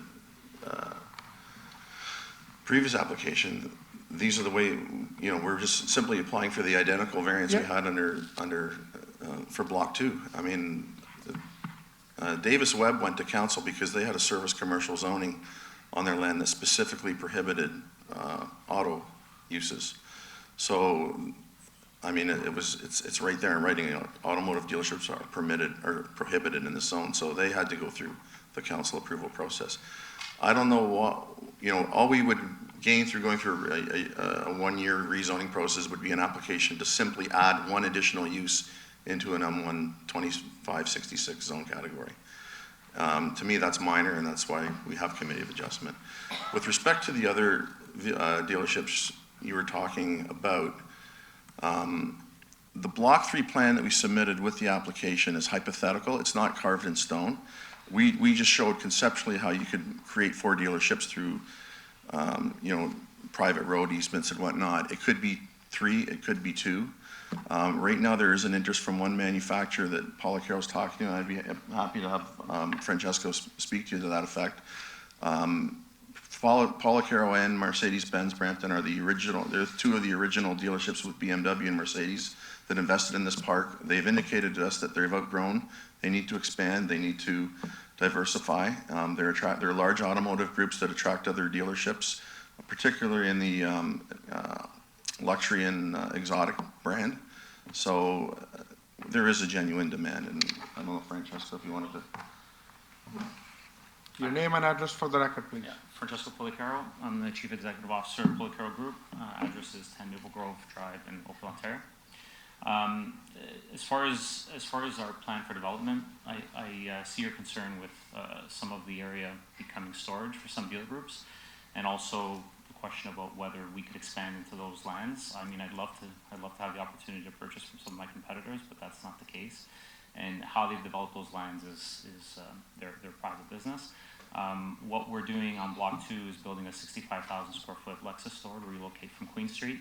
And the plan for Block 3 is to relocate our Acura store from Queen Street as well. At block number 2 you're talking about? Block 2 is Northwest Lexus. Block 3 is Acura. Sorry, Ms. Corzola wants to say something. And through you, Mr. Chair, as a point of clarification, Block 2 is not zoned for motor vehicle sales. There was the approval of a temporary variance to allow for the outside storage of motor vehicles that are not associated. I think Mr. Lawak is right, because September 12th, 2017, which temporary 2-year basis application A17150, is that Block 2? A17150 is for the outside storage of motor vehicles that are not associated with the building operating on the same business. If that's, because that's the variance that I've pulled up. If there has been another approval. There was a second variance after that, was just to allow temporary parking for BMW, and then we came back later that year and got a second variance for the use. And that's currently for site plan application. Thank you. So Thank you for the clarification. Also, Brampton is one of the fastest growing and well-populated communities in all of Canada. So you're seeing manufacturers. It's not a matter of just one franchise and having the opportunity to operate one franchise in Brampton. There's multiple. So Honda opened their 3rd franchise in the mall. Toyota only has 2 current stores in the mall, or in Brampton, I should say. So the plan in the future is for Toyota to expand. So as far as the number of brands that this mall can accommodate, it's just scratching the surface on what's possible. And for us, I mean, I can put whatever it is in writing to guarantee the city of Brampton that we will develop these lands and they will not be parking lots. And we have a plan to develop these lands and in short order, as quickly as we can get our permits. Which I understand, and I agree with you that your desire to develop, but at the same time, what we see over there is majority of the lands, whether that approved by this committee or somebody before us prior to 2015, as we saw some of the applications, they are sitting as a parking lot right now, and where they are basically okay to develop because it's already approved for them. I'm not sure how many dealerships are going in block 10 and 11, but I believe it's more than one there. And same as block 6, 7, and I'm not sure because it doesn't say over here with the red mark that what is north of block 6. I see there's a gas station and Tim Horton where it shows red all the way up at the corner of Ace and Mayfield. But next to that, so if we count these blocks, and some of these blocks are sitting empty within the Coach Works neighborhood. In that pocket, some of the blocks are sitting empty. I guess that's where it's already zoned for, and the more dealerships or those property owners are willing to bring, or maybe trying to attract some of these brands. Look, I am all fully in, like I want to see all these luxury brands in Brampton. I'm a bit biased on that note, and I have all the reasons that, obviously we want to see. And I'm sure with these big businesses like yourself or the companies or the groups, if they are coming to Brampton, that means they see the value for bringing all these expensive luxury vehicles, or because it doesn't matter if it's a luxury or is others, but if there is a genuine demand, that's why it's coming there. But that's where my personal struggle is. For all these applications so far, like I am fully supportive for their cause.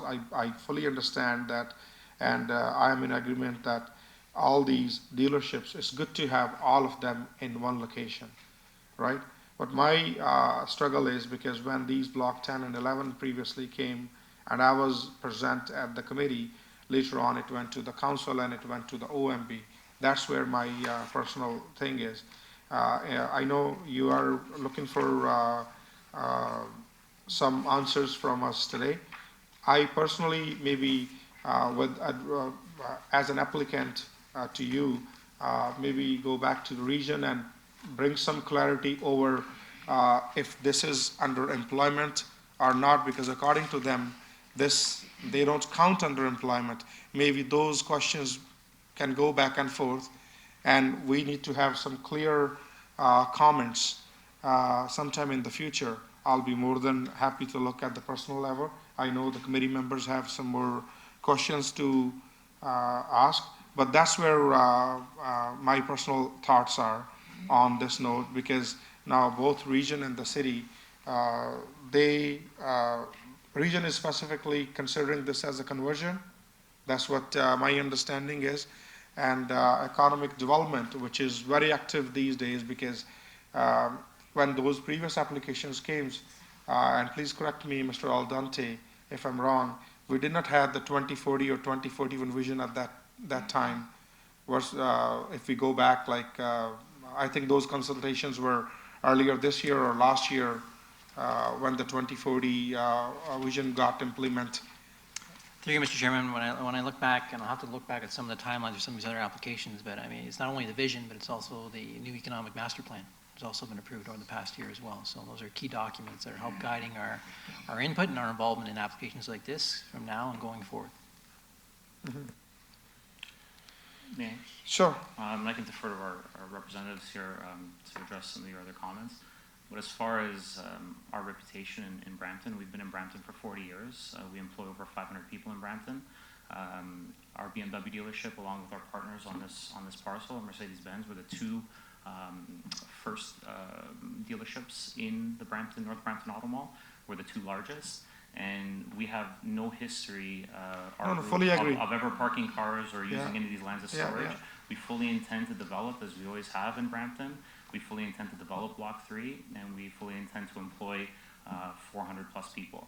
So it is, and like I said, I'll put my name, my word, my signature on any document that's required, that we will go as quickly and as swiftly as possible to develop these lands. Trust me, I am the more happy to see these brands in that location, because why people in Brampton or in fact Caledon had to go to Mississauga all the way for all their needs early morning to drop off their vehicle, whether that's for the service or when you go back again in the evenings, going through all the traffic to pick up when the demand is there.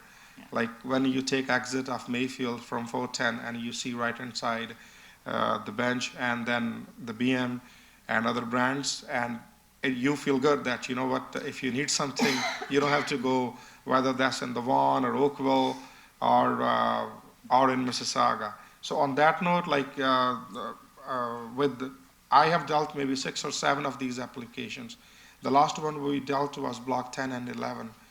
I don't want to, because later on that went to OMB and then come back in the staff. So but they work through that procedure.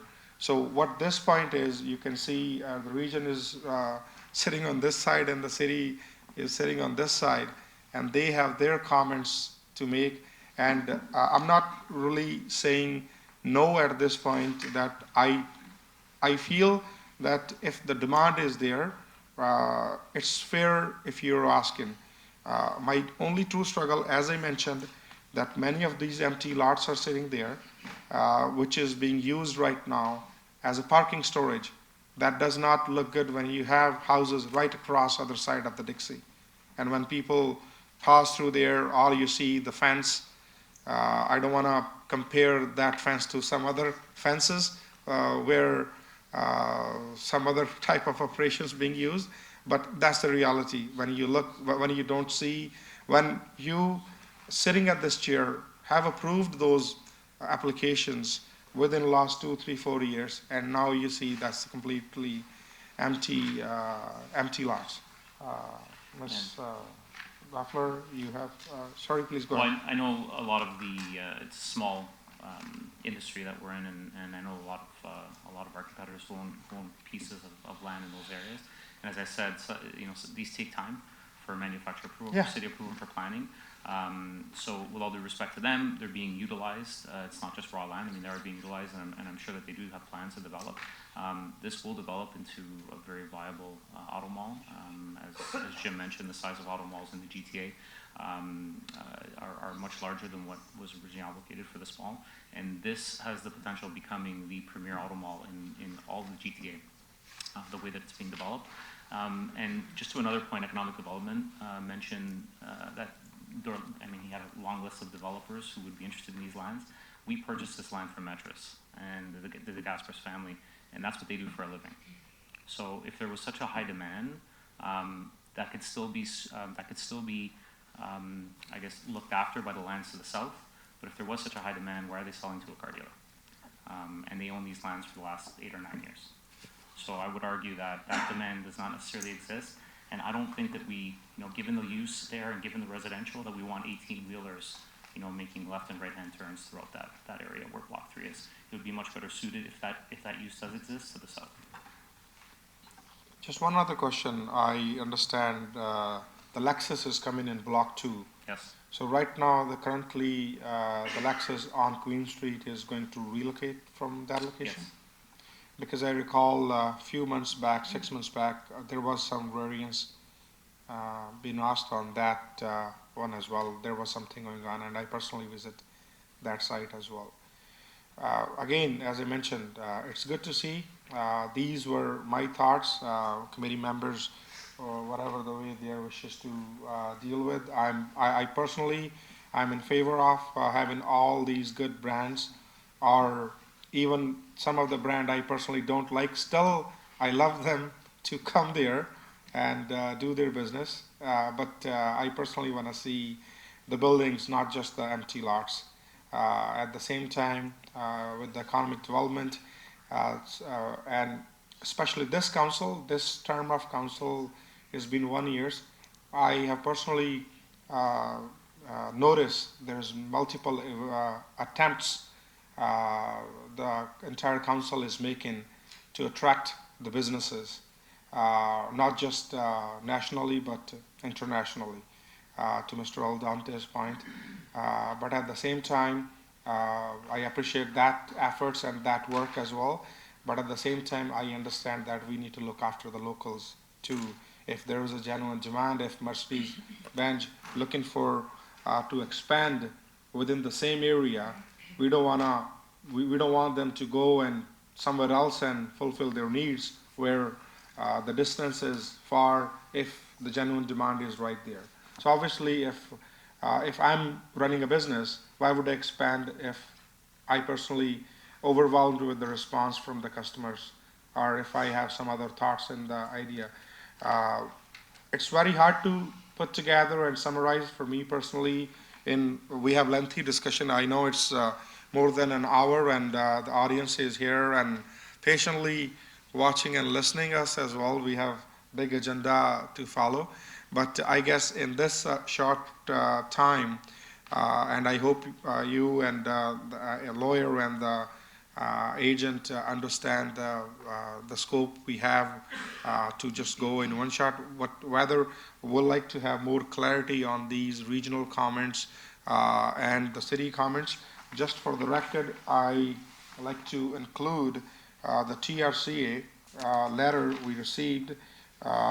They are suggesting in the event, I believe, if the committee wishes to support this application, they're recommending a conditional approval, and the condition has been set in this letter. So I'm just adding that for the record. Committee members, any more thoughts, any question, any comment? Sure, Mr. Power, and then Ms. Doffler.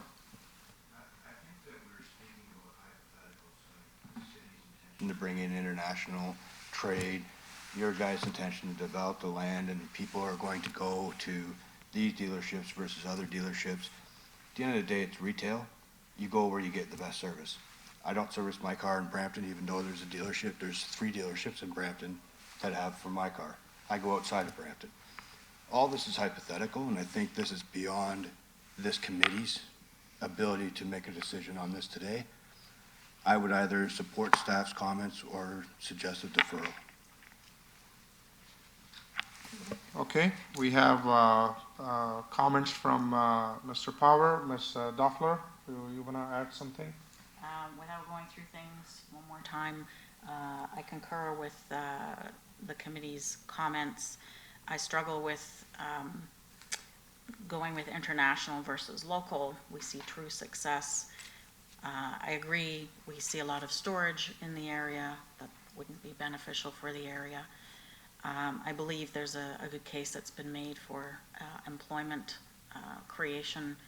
I believe there are some challenges with every business over the last few years in terms of change happening, whether in fact there are enough requirements for industrial land. If we're going to 3D printing, I mean, I don't want to get into it, but there's a significant shift. So those are a little bit beyond this committee. That being said, I myself took 2 hours this morning just to go through this particular file to try to understand it, and we've been given a lot more information today. So where I'm struggling at the moment is whether this is minor or not, and my suggestion would be concurring with the other members that this requires some time. This is a lot to digest.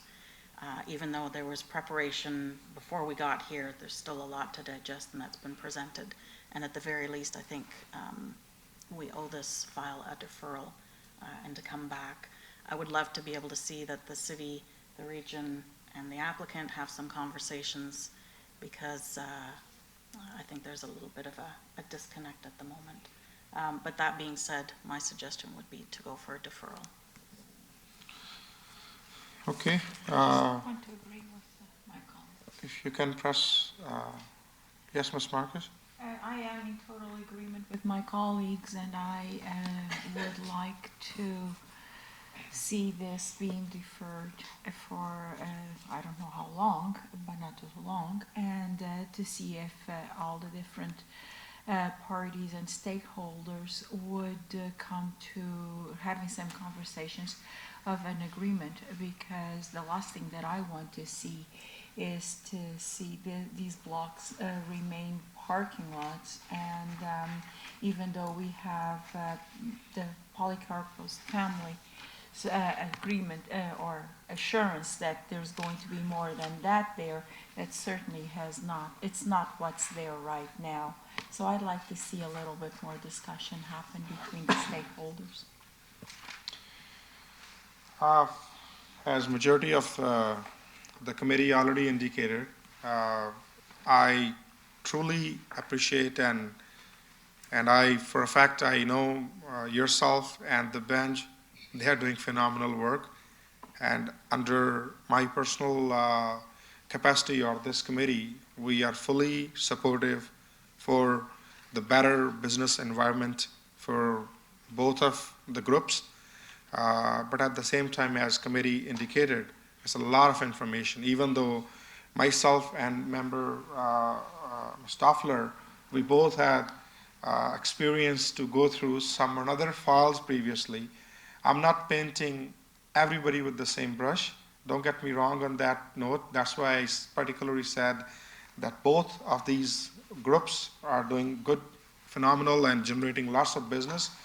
Benj and Polycarroll both, given the history, especially Polycarroll, like over 40 years in Brampton, and number of people, number of families are getting not only the benefit, but get to work there, some good quality jobs, especially for the youth, whether that's a sales jobs or service or all type of jobs, as we all know, related to your industry. This is a very short, one-day kind of thing. It's very hard for, there's lots of information to digest, as Ms. Doffler just indicated. I am in agreement with them as well if we defer into a future date. But meantime, what I would truly suggest, if the group can sit with economic development, especially because over the time I have seen like they have done good attempt to attract businesses. If somehow there is some sort of agreement, I know they are trying their best to attract more business related to prestige industrial. Maybe there is some, like if you go back to talk to region and the city and come back at the later date, maybe by the time there might some sort of amendment in your application, or there might some sort of solution. So if we can work on that one, I would like to run that idea by all the parties, rather than just going and voting on in one way, because in the event, if, as majority of the committee already indicated, if they are reviewing this application today and making the decision might not be in your benefit, and then later on you come with something else. I don't want you to waste your hard-earned dollars because with the application. So if we are deferring into the future date, I know it's some more work, especially to Secretary Treasurer, to put together all these notices back, but at the same time, your application is open. There's a scope for the discussion and also to do any sort of future potential amendments into the application. So if all parties sees there is a value we can achieve, all parties working together in the future, it could be 6 months, it could be up to 10 months or up to 8 months. If there is an agreement before, we can always come before, but at this point I'm okay, as the majority of the committees, according to the committee's wishes, we are okay to look like up to 10 months or up to the last meeting of 2020. When I say up to last meeting of 2020, it doesn't mean that you have to wait till that, because we already added up to, or any other agreement if all the parties come to. Let's say you guys have any solution down the road 3-4 months from now, you're more than welcome to file again, and we'll be more than happy to assist this application, respectfully.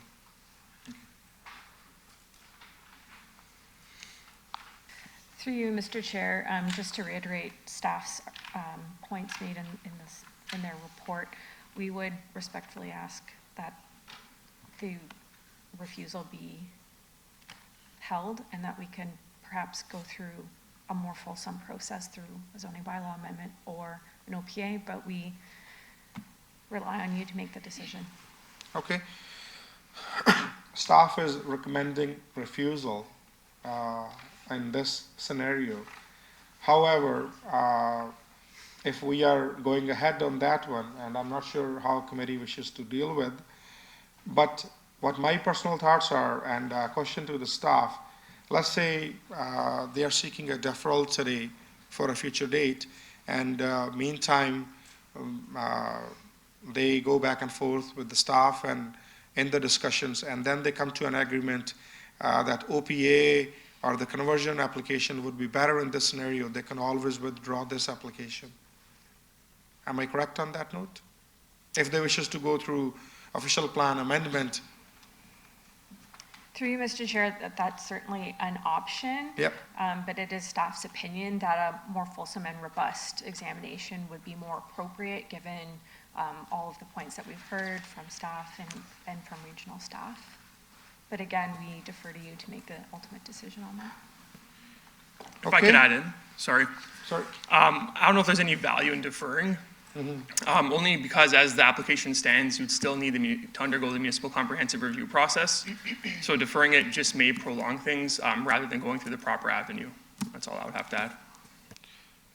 Okay. Mr. Chairman, through you, on behalf of the applicant, the region proceeds from the premise that this is not an employment use. Hopefully now, the junior planner will have an opportunity to review not only my submissions and the correspondence, but also the case law and policy with respect to what is an employment use. That benefits from a deferral to allow them to actually understand the employment law environment. Secondly, with respect to city staff's position, that they have formulated a position itself that it either requires a zoning bylaw amendment or an official plan amendment. First of all, that proceeds, I think, from what I saw today, from a reliance upon a policy that is not referred to in the secondary plan, so maybe they need an opportunity to go back and actually re-examine the secondary plan. And certainly, we'd be quite happy to have those discussions with them so that they actually understand the policy environment from our perspective. So we have no objection to a deferral. I think it makes sense because I think that both the region and the city planners need to have an opportunity to consider their positions. Sorry, just to correct, I understand you don't have objection, but that is not something the committee is imposing. We are just giving a suggestion. Absolutely. If Understood. that is coming from the applicant or your side, you see a value, maybe you can speak with your clients and you can request to the committee for such deferral. We already know what is one side is requesting. Absolutely. So what is from your side? So then we can make a decision accordingly. It strikes me, Mr. Chairman, on behalf of my client, that a short deferral to allow us to actually have conversations, certainly through my office with both the region's planner and the city's planner, would be beneficial. So on behalf of my client, we would make that request. I would suggest that, in fact, you don't need any more time than up to 3 months. I mean, we really don't need a lot of time, and frankly, it keeps people's feet to the fire. Exactly. To No, sit down and have a discussion. I personally agree, but at the same time, if let's say there are some discussions going on within the 3 months, I'm okay with 3 months if that's your request, but what my suggestion, and given the fact, if you can have a little bit more time, not 6 months, not 1 year, and you can have up to, if you feel you're ready in 3 months, you can obviously come back in 3 months. That's fine. I certainly would not want to have it just hanging out there forever. I don't think the committee wants that. You'd have to refresh your memories all over again with respect to the application. So I had suggested 3 months on the premise that, of course, we have intervening holidays, and that would certainly allow us to sit down with staff and go through their positions with them directly. If committee feels that, in fact, that might be a little short, then I think on behalf of my clients, 4 or 5 months is not objectionable. So given And the again, fact with the that opportunity to come we back. are already in December, so there is no meeting, and the less business days in December, so you can suggest the 3 months goes up to, I would say, touching March, or maybe April sometime. March or April, I believe there are 2 meetings in March, if I'm not wrong. Maybe the later meeting in the March or in April, you can suggest or you can request that. So thank you, through you, Mr. Chairman, to the committee secretary, who's very helpful always. There is a date of April 14th that seems to accommodate not just just a little bit more than the 3 months. And if we could indicate that up to April 14th, 2020, that certainly would be helpful. And I remain optimistic that, in fact, with some further discussions, we might actually be able to reach resolution with staff. Sure. Thank you. So, many members, we have region and the city. They both, as we all know, supporting refusal of this application. And we have the applicant, the lawyer, requesting the deferral for April the 14th date. So it's looking for a motion to proceed. Motion to defer until April 14th. Motion to defer for till April 14th by Ms. Toffler. Seconded by Ms. Marcus. All in favor? You're also in agreement? Okay. Yeah. So the committee feels deferral is the right channel for till April the 14th. And hopefully there will be more dialogue between all the parties. Thank you, everyone. At this point, I would like to ask if we can have a quick break for 10 minutes, and then we'd like to go quickly on every application. Not that I'm going to avoid any discussions, but like to wrap up things a bit quicker. Thank you.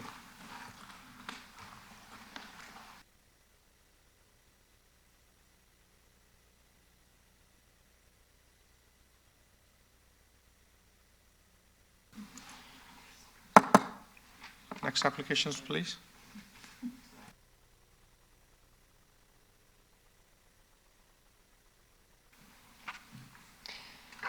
Calling application A19-202, ABF Farsid Hasib and Shela Safa. Properties located at 21 Sand Cherry Crescent.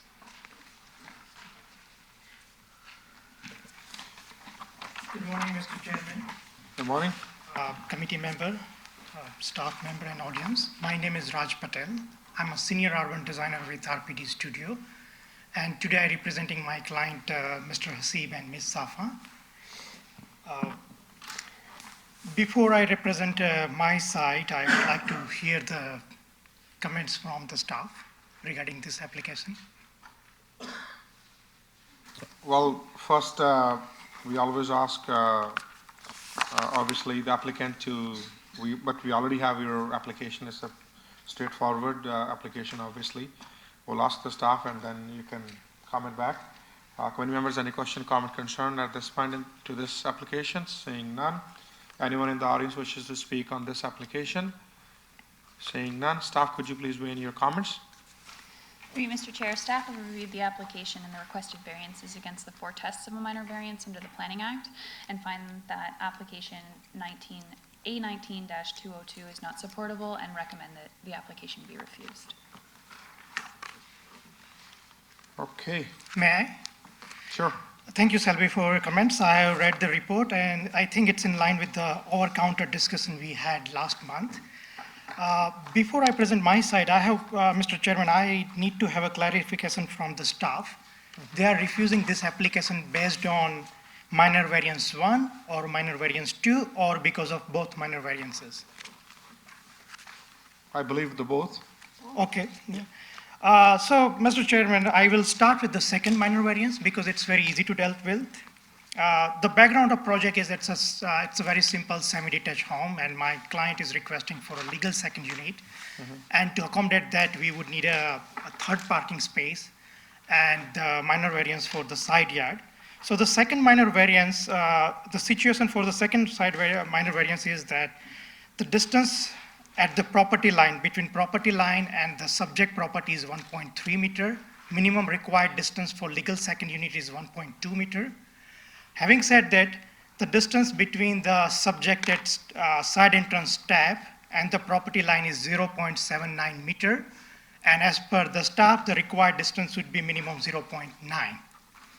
In my opinion, it's not a problem. And that's the reason why we have not requested for the minor variance 2. Reason behind, currently there are 2 steps on the site, but actually only 1 step is required. Previously, by previous owners, somehow, I don't know what time, they have added this 1 extra step, which we can remove. The vertical distance between the grade and the side entrance is, I believe, around 16 to 17 each, so 1 step would be enough. And again, if we need to reduce the height, during the building permit process, we can always reduce the height of landing from the inside. So if we get the approval for the minor variance 1, which is related to parking, minor variance 2 is not a problem. During the building permit process, as per the required zoning bylaw, we'll take care of that. So that leads to the first minor variance, which is, in my opinion, the tricky one. As per the staff report, to get the support of the city staff, any minor variance application has to pass the 4-floor test. First, compliance with the official plan. Second, compliance with the zoning. Third, compliance with the design intent. And fourth, minor variance in nature. So if I go through a report, I think we are in compliance with the second floor test, compliance with the zoning bylaw. My application is also in compliance with the third floor test, desirable for the appropriate development of the land. And application is also supported in the fourth floor test, minor in nature. So the only issue is the first one, first floor place, which is conformity with the official plan. And this is where I have a different opinion than my friends and colleagues at City of Brampton. So basically, like, if I put it this way, out of 4 floor tests, we are in compliance with 3, meaning 75%. Only concern is the first one. What is official plan? Official plan is more like a guiding principle. It's a high-level envisioning document which set up the requirement, which give the vision to the city, and which enables the zoning bylaws and secondary plan. So the actual operational part for any municipality is the zoning bylaw. And if we go with the zoning bylaw as per the second floor test, this application is in minor in nature. Again, another point is that official plan, Mr. Chairman, is something open-ended. It depends how we interpret the definition of official plan. The province growth strategy and provincial policy supersede any official plan of any municipality. So if you look in that light, I think my application is minor in nature. First floor test, first of all, it shouldn't be there, but again, if we are going with the first floor test, it should be in compliance with the first floor test. So I have 2-3 more comments to make, but like if staff member would like to add their side of story, I would like to hear them first. Okay, before I go back to the staff, I just need to ask one specifically regarding to the side entrance. And I assume this is something the homeowner construct without the permit? Am I correct? The side entrance, I believe, this house is, I think, 15 or 16 years old. You should not believe, you should know because you're representing them. No, it's not constructed by my client. The side entrance was there. So somebody like previous owner? Yeah. Right? The second is, in the event, as staff is suggesting that the refusal of this second variance, which is the side entrance, in the event the committee is okay, for example, with the staff's recommendation, that means they have to close it down, or that cannot be used for any dwelling, or they can still use for their own use or something. Thank you. Through you, Mr. Chair. In respect to the side entrance, it's currently existing as a secondary entrance into the building. It was constructed without a permit and does encroach into the side yard with the stairs. So as the applicant explained, if this variance for the setback to the stairs is refused by committee, there are alternatives. The door itself is not the issue, it's the encroachment of the stairs. So there are alternatives to either drop the floor, the landing, lower or the door. The landing. And that is where I was going with this. So if there is a proposal to create a second unit and a building permit comes in to use this door as the principal entrance for a second unit, they will be required to provide not just stairs, but an actual landing. That's what the building code requires, is a landing where this is a principal entrance to a dwelling unit. So a landing can actually be accommodated in this side yard, provided that there are stairs and it's not more than 2 feet off the ground, which it doesn't appear to be, and that it's not bigger than 3 feet by 3 feet, and that there are stairs leading up to it and then down from it, down to the backyard. So there are options to deal with the issue of the landing if this is to be created and used as a principal entrance for a second unit.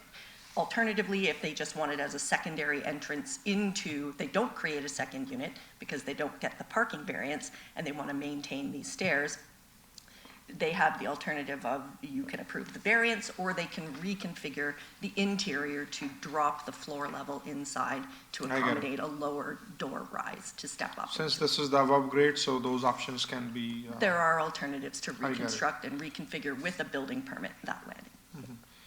And to the planning staff, the gentleman put together he shed some light on 4 tests.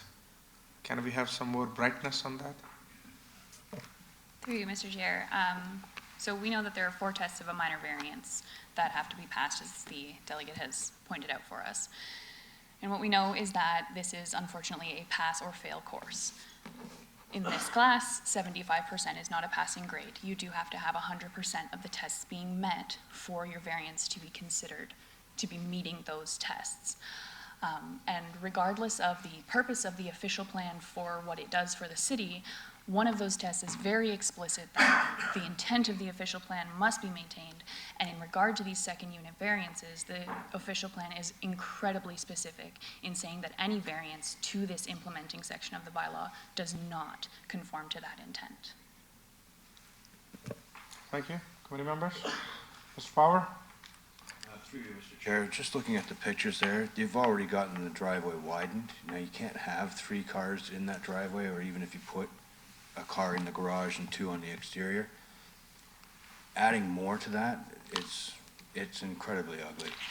Like, it's just not right. I would like to, sorry, may I? I would like to clarify your comments. Hold on, sir. So are you done with your arguments? Your comment? I would just motion to proceed with supporting staff's recommendations. Yes. Okay, before, I'd like to just go back to the agent. Would you specifically comment, not the whole history? Please comment what the staff said. First of all, I would like to clarify, there are no 3 on-site parking on driveway. What we are proposing, 1 driveway, 1 parking in garage, 1 existing parking on driveway, and 3rd parking, and we are applying for a minor variance for 3rd parking. The required size for a 3rd parking would be 2.6 meter in width, and we are requesting 2.3 meter. Just for a clarification. I understand that, but by looking at the pictures that I've seen, there's already a car parked on the concrete side of the driveway, and you can't get 2 cars side by side on that, so you're going to have to extend the driveway even further in order to get 2 cars side by side, which is then going to take away some of the landscaping and make it a concrete jungle, essentially. May I? 1 second, Ms. Carzola. So I do want to emphasize that there's no request here for a driveway that would be wider than what the bylaw permits. They are permitted a 16-foot wide driveway, and that is what you're seeing here. That includes the concrete. So they are permitted to park on that concrete. It is part of their driveway, and that is why they're asking for the variance to reduce or narrow the parking space, because they don't want to widen the existing driveway beyond what the bylaw would otherwise allow. I do want to note, just for the committee's interest, and I'm not sure if you stayed up to these small hours of the morning to watch the council meeting last night, but there was a report by planning staff that went to planning committee last night recommending or requesting direction to proceed to a public meeting for the elimination of the 3rd parking space associated with second units. So that is, I believe, on the horizon, and certainly should occur early in the new year, from what I understand.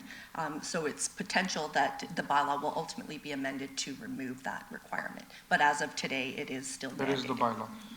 So having said that, I know what my understanding is, what Mr. Power trying to put together, that right now the driveway has been already extended. Either if you want to achieve the full width of the vehicle, not you, somebody may need to extend that. But what you are here for, you are here in front of this committee for us to approve your concrete work as an entirety, because the variance does not fit. What my personal opinion is, maybe in the near future, as Ms. Carzola just indicated, the council is already working towards to amend that bylaw. I would be more than happy to support your application if you can fit these cars back to back as it's a semi-detached dwelling. If it's a detached dwelling, I'm okay if you park 2 cars side by side. As you saw, there was another application, I don't know if you were here in the beginning, where they were parking 3 cars side by side for a detached, versus their lot does not support that. Same situation here. I know you can park 1 car in the garage, and right now, according to the bylaws, even though you can still somehow fit in your vehicle with some tire portion on the concrete side and some, we have the pictures in front of us, and we have noticed that during our site visit as well. I respectfully do not support that, right? If you wanna say something specific to that one, you're more than welcome, but I guess we understand this is a pretty straightforward application we see in front of us, and the motion is already put forward by Mr. Power on the floor. You want to add something to it? Yeah, may I, Mr. Chairman? Sure. Yeah. Thanks for giving me a time. I understand, and we have done research before coming over here. Like, I agree, like it looked very simple and straightforward application. Generally, you don't see me over here because my firm, we do subdivision master planning in Southern Ontario. And reason behind I took this project is this is, as a Bramptonian, personally pain me. What pain me is that, like in Brampton, in Peel region, we have acute shortage of housing. People are not finding place to live and rent. And on same side, like there are clients, people like my clients, law-abiding citizen who would like to do the legal second unit, which will add up in the please demand. correct you on that? Yeah, please. They could be law-abiding according to your assessment, not to my assessment. They already construct their driveway without abiding any law. They already construct, they or their previous owner already construct the side door without following any bylaw. Again, respectfully, to your knowledge, sir, today, according to the bylaw, I know you're mentioning and you put together in a nice way that affordability is the issue and we need these second dwellings. This committee is bound under the bylaw. Right now, the bylaw says you need to have third parking if you want to have the second dwelling unit within the same premises. If within near future, council is going to make some changes, you might not need to even come in front of us. Many of these applications, they would not, if let's say there's no requirement for the third parking. The main reason you are here in front of us because you're seeking the third parking. Am I correct? Yes, that's written in our report. Exactly. So, for example, in the near future, by the time early next year, as Ms. Corozola mentioned, by April, May, if this bylaw is going to be passed, that the city of Brampton, you don't require third parking spot in order for you to apply for a second dwelling unit within your basement or any other portion. Many of these applications would not be in front of us. Right now, that's the bylaw, and we are going to make our decision according to that. Rest of the arrangements, whether the staff is okay for them to reinstate the grass or let them have their concrete portion, or maybe there is some sort of the permanent flower beds or bench or lamppost can be installed to avoid for anyone to park there. That is between the staff and your applicant, or maybe with the, you're the applicant, the property owner. But at this point, why I came back and why I respectfully ask you that allow me to speak, because when you mentioned law-abiding, to me, they are not law-abiding. May I speak, Mr. Chairman? Sure, you are. Because with all due respect, sir, I totally differ with your opinion. And just to make, the record straightforward, my client and an owner of this property is a law-abiding citizen. Reason behind that, like he never put that concrete. It was not done by him. He can't be fined for things which were done by a previous owner 15 years back. Sir, so from my again, point of view. let me stop you here quickly. Yes, sir. Respectfully. Doesn't matter. When they bought that property, if something was not according to the bylaws, that was still their responsibility. They can go back They have the title insurance, they must have the title insurance.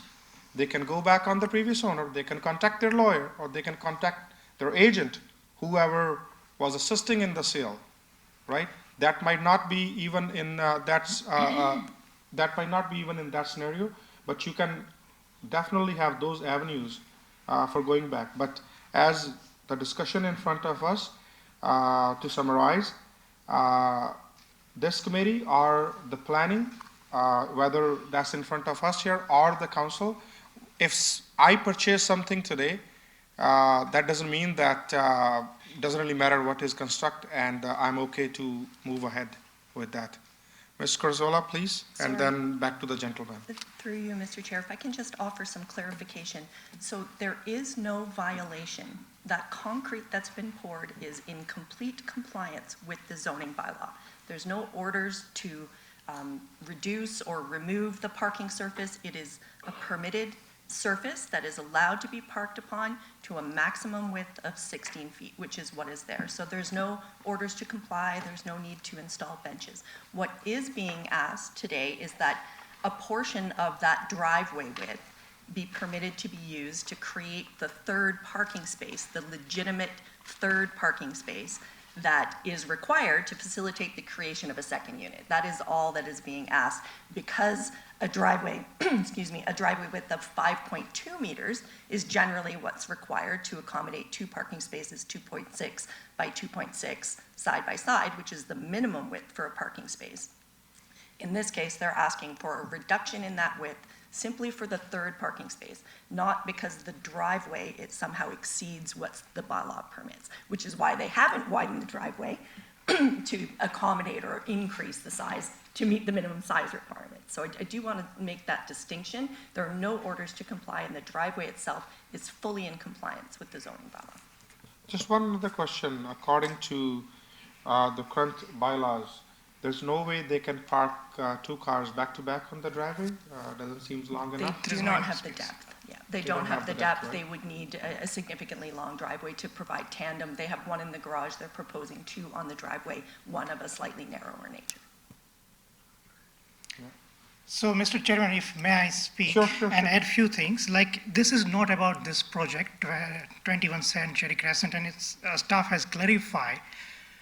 What we are proposing is just a proposal. We are not asking for an illegal, or we don't want to break any law. That's why we are here in front of committee for a request that please allow us to reduce the parking width from 2.6 meter to 2.3 meter. As we speak, my staff is doing extensive research. Unfortunately, I don't have data with me today because I was expecting that I'm going to present this case in the next month, in January. But this is not only the case for 21 Century Crescent. Because of this particular definition of official plan in first floor test and width of the parking spot, there are so many semi-detached and townhouse units which are not available in market for the rent. Like if committee look into that, it will enable so many secondary unit in the market, which is a demand of a day. So when you make a decision, I would kindly request you please keep bigger picture in mind, and if you want, as I speak, like my staff is doing a research, I'm more than happy to defer this application and come in front of you in early February with more data and research for you, so you can make a decision accordingly. That's my suggestion for you. Fully, respectfully understand. We can obviously ask that how the committee wishes to deal with if you're requesting a deferral, and obviously I'll go to the staff on that note quickly. But by the time, it's good that you're collecting the data and doing the research. Maybe the way it looks to me, maybe the council just lift that third parking requirement by the new year anyway. So then you are in win-win situation, or your client is already in win-win situation. The only difference is they and you need to wait a bit how the council is doing after the public consultation, how the public wants to deal with that situation. Right now, what we are here in front of us is this decision to make. And after this lengthy discussion, I guess the committee already feel which direction they're going. But now, I don't know which direction they're going, but I'm going to ask them, as we already have the motion by Mr. Power, to go with the staff's recommendation. But right now, as you asked, that you may need more time, January or February, till January or February, as excuse me, as Ms. Corzola already mentioned, there's no notice of violation about this property for the record. I just want to bring it. But I want to ask the staff whether they would support any kind of deferral request, and then back to my committee members, how they like to proceed.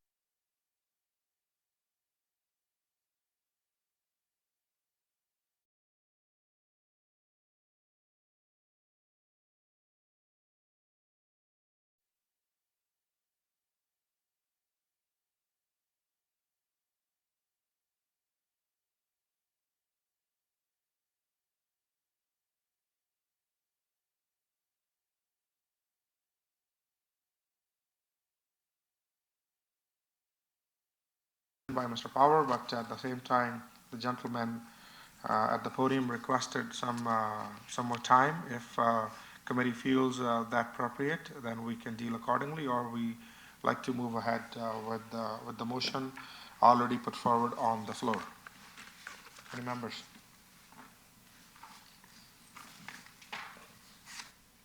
Through you, Mr. Mr. Yeah. Chair. My apologies. We're looking at the photos.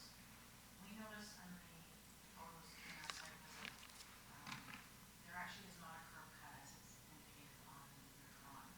So entry to the driveway is smaller than the curb cut allows, and that would, that is therefore a question as to what the actual width of the driveway is. So actually, there are two drawings. First one is the existing site plan, which is this one. And this one, second drawing is the proposed site plan. So there's a proposal to do a curb cut. Yeah. So the way things work, if you get the minor variance, then we need to get the compliance letter from the planning department. And then we apply for a public and work department for a curb cut. And the width of curb cut will be 4.9 meter. As per the current bylaws, the required width is 5.2 meter for two parking, and that's the reason why we are requesting minor variance 1.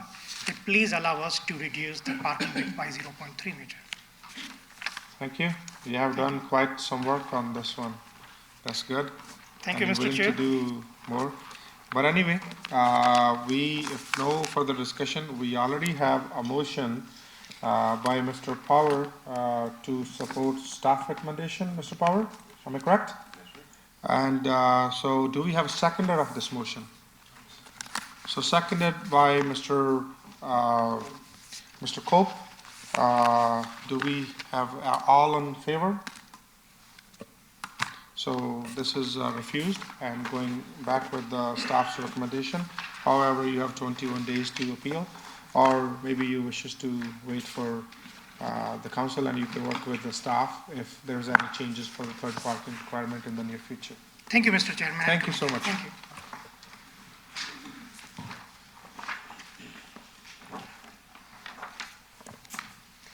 Calling application A19-203, Christopher and Sandrine Campbell. Property is located at 132 Muirland Crescent.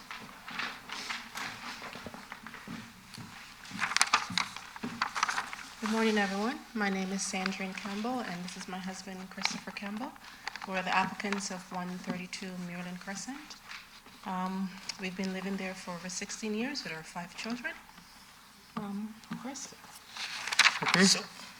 We have your application in front of us. If there's anything you would like to add, you can add. Otherwise, we have your information. That's not a problem.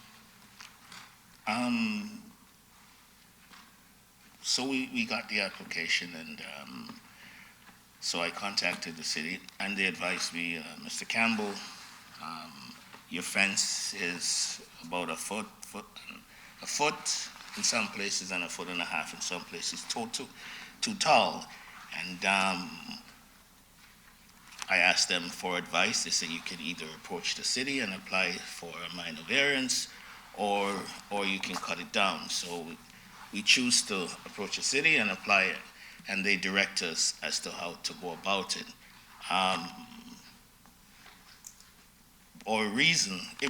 Most of it was already about 7 feet or more high on one side. And then there's another side that we had to, that we were repairing. That was a little bit lower, but we were repairing. And at that point, I guess one of our neighbors were unhappy about it, and they called the city. So what we did right away is we approached the city, and they also advised us, look, do a survey, get some documents signed by your neighbors that's right around you. So we went and we asked them, what's your opinion? Are you okay with the fence? So we asked each and every neighbor that's immediately around us. But the more we go out, the neighbors, they don't really care. They just say, no problem, sir. We don't really care near here or there. So the only person around us, immediately around us, was just one neighbor. And he's not here today, right? That was concerned about our fence. And we realized that was a neighbor who, we have 5 young kids, because we grew our kids there, most of them grew up there. And he's the neighbor that always look across the fence and make all kind of derogatory, nasty statement about my kids. And it's horrible, it's wrong, but we live there, we pay our taxes, so we try to endure. And so he called because I guess if the fence is a foot too high, he won't be able to look over and make all kind of nasty, screwed up statement. So we put the application and we asked each and every neighbor. They signed affidavits, and I copied it and sent it. Each and every neighbor. So no neighbor except that one person, and he's not here. And that's why we're asking the city to give us the permission to keep our fence between 7 and 8 feet tall, because it will be varying between 7 and 8 feet tall, because the ground at some places is not level, it slopes, so that's the only reason why there is a variance. We can have those letters, sir, and, yeah, so, but at the same time, what I would suggest, I guess, we need to hear the staff. According to the staff report, staff is okay with 8 feet fence, I believe, right? So that's not a problem, but I guess let's hear the staff report, and then we can, if you have anything to add, you're more than welcome to interrupt me, okay? Okay. At this point, any question, comment, concern by committee members? Seeing none, anyone in the audience wishes to speak on this application? Seeing none, staff, could you please weigh in your comments? Through you, Mr. Chair, just before I read the list of conditions, I would like to give just a kind of a summary of the background section of my report. So it was identified during the site visits that an additional variance is required for the driveway, which has been paved from property end to property end. The homeowner was approached with a request to amend their application, but they kind of declined this opportunity. So that is why there is no variance before you for the driveway, despite the driveway not conforming to the zoning bylaw at this time. In regard to the variances that are before us, under application A19-203, staff find that the application is supportable, subject to the following conditions. Number 1, that the gazebo, trellis, and barbecue structures remain of an open-style construction and not be enclosed. That the maximum combined gross floor area of the 3 accessory structures not exceed 22.67 square meters. Number 3, that the height of the existing fence along the perimeter of the rear yard amenity shall not exceed 2.44 meters or 8 feet. Number 4, that the remaining portions of the fence shall be in compliance with the zoning bylaw. Number 5, that drainage from the accessory structures shall be directed onto the subject property and drainage not impact adjacent properties. Number 6, that the extent of the variances be generally in accordance with the sketch attached to the public notice. And number 7, that failure to comply with and maintain the conditions of the committee shall render the approval null and void. Can I respond? Sorry, what's that? Can I respond or? Yeah, sure. Okay, so I don't have that written in front of me, but I'll try and go by memory. I think what you said, I'm in agreement with. The only issue I have is with the driveway. Because, yes, I did receive a call from Miss Jenny Myers and one of the city employees asking me about to respond to an email that I get, and I was pleading with this man on the phone while I was in California, because we haven't had a vacation for a while. So we're in California. He says, I emailed you the information. You have to respond to it. And my response to him was, sir, the only phone I have is my work corporate phone. I can't access my email through it. This is a corporate phone. I can't, I can say hi, hello, goodbye, but I can't. So I was begging him, said, look, I understand the driveway issue. I can't tell you yeah and nay on a dimension because I don't have that information. I just flew in on the weekend.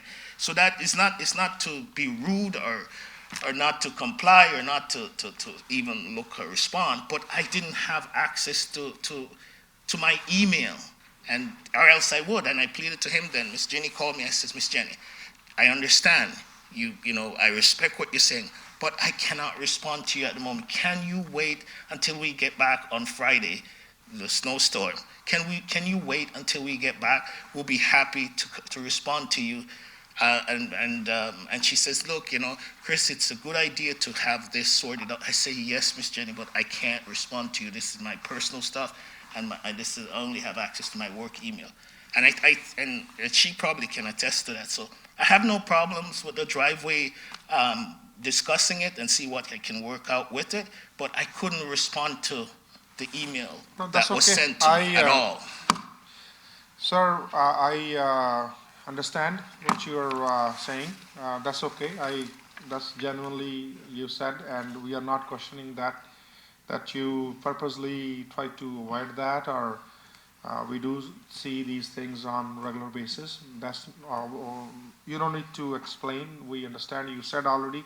That's okay. But the point over here is, right now this application is in front of us. You paid the fee, and you're asking these variants. One of the component is your driveway.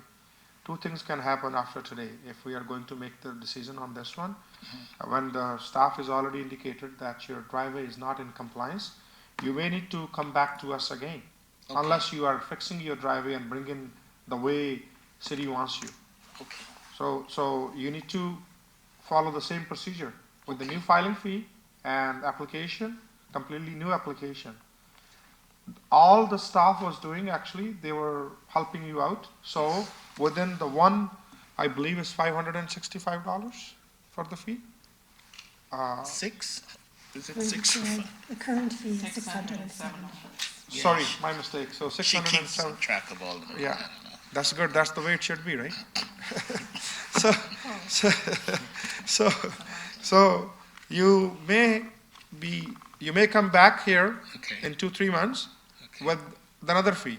So if staff was suggesting you and trying to reach you out with even through the email or through the phone call, they were actually helping you out. So you don't have to pay another fee. Now, what could have, now you're asking for these 3 variances, maybe 1 or 2 another additional variances they could have added within the same application, and we could have dealt everything in the same note. That's why they suggest you to ask for a future date. Maybe instead of coming to December the 3rd, you could have come maybe the January meeting or the February meeting, so we could have dealt everything in one shot. You understand, sir? Yes. Is it possible then to give me the okay for what you've approved and leave the driveway until after I put an application for that to deal with it? I don't have the money, but to deal with it, on a go-forward basis, that if that's possible, could I do that? Yeah, certainly you can do this. We can, sorry, go ahead. Right, through you, Mr. Chair, to the applicant, I just want to kind of clarify what your 2 paths forward are today. So if we deal with the ones today, that means you're going to have to pay more money for your second application. For the driveway. What the other option would be to defer this, like the chair has suggested, to a later meeting that would allow you to add those variances to this application and not have to pay that separate fee for review. So that's kind of what's being explained. If I may, through you, Mr. Sure, Chair, Ms. Cozzola. just to add to that explanation, and recognizing that the homeowners have been very responsive and cooperative. They received the notice of the zoning violation, completely unrelated to the driveway. So it wasn't until this variance came about that they were even aware of the driveway. There is no enforcement activity on that driveway. There are no orders to comply. currently in place to bring that driveway into compliance with the bylaw. So if and when that might be necessary, then yes, a second application. If there was a complaint filed and they received a violation notice, much like this time, they may have to respond to that. I don't see any conditions recommended by the planner that would have anything to do with reinstating the driveway or reducing the width of it. So that is certainly a consideration for the applicant. The city is not insisting at this time that the driveway be addressed. Certainly they have the option of, reducing the width and bringing it into compliance as anybody does, but there's no order to do so at this point in time. Quickly, sir, let me say two things to you. One is, you go ahead today and say bye to us.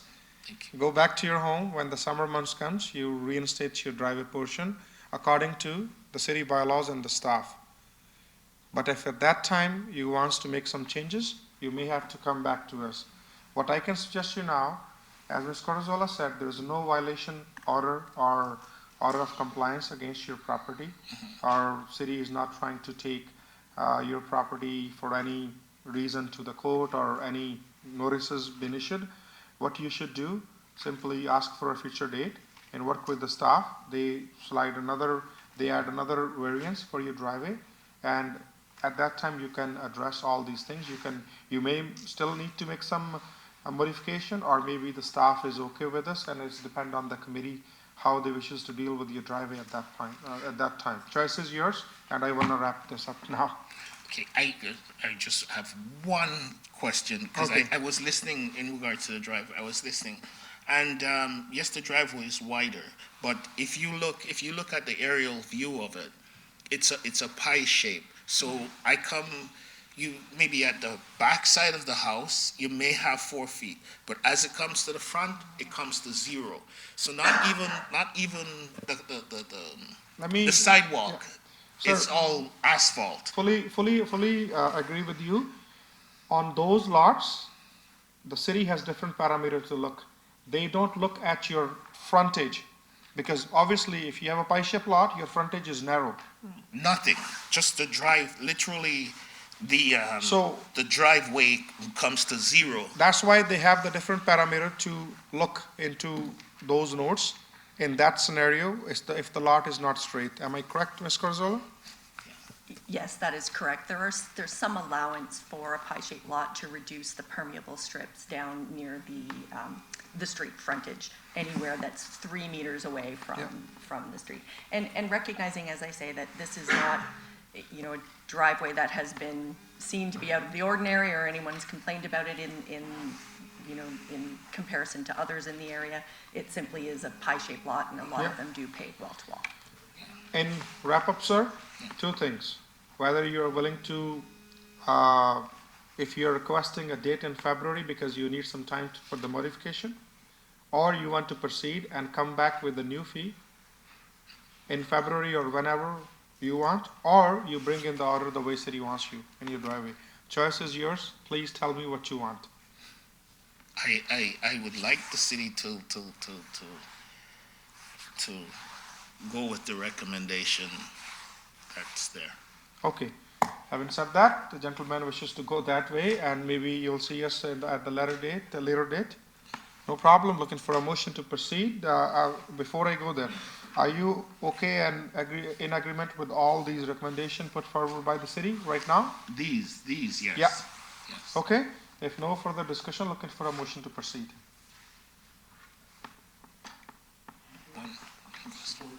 Staff's recommendations. So motion put forward by Mr. Cope, suggesting staff recommendation. Do we have seconder of this motion? I'll second it. Seconded by Ms. Marcus. All in favor? Sir, hopefully not to see you with another filing fee. Maybe you can resolve these driveway issue with working with the staff. But thank you very much for being here today. Thank you.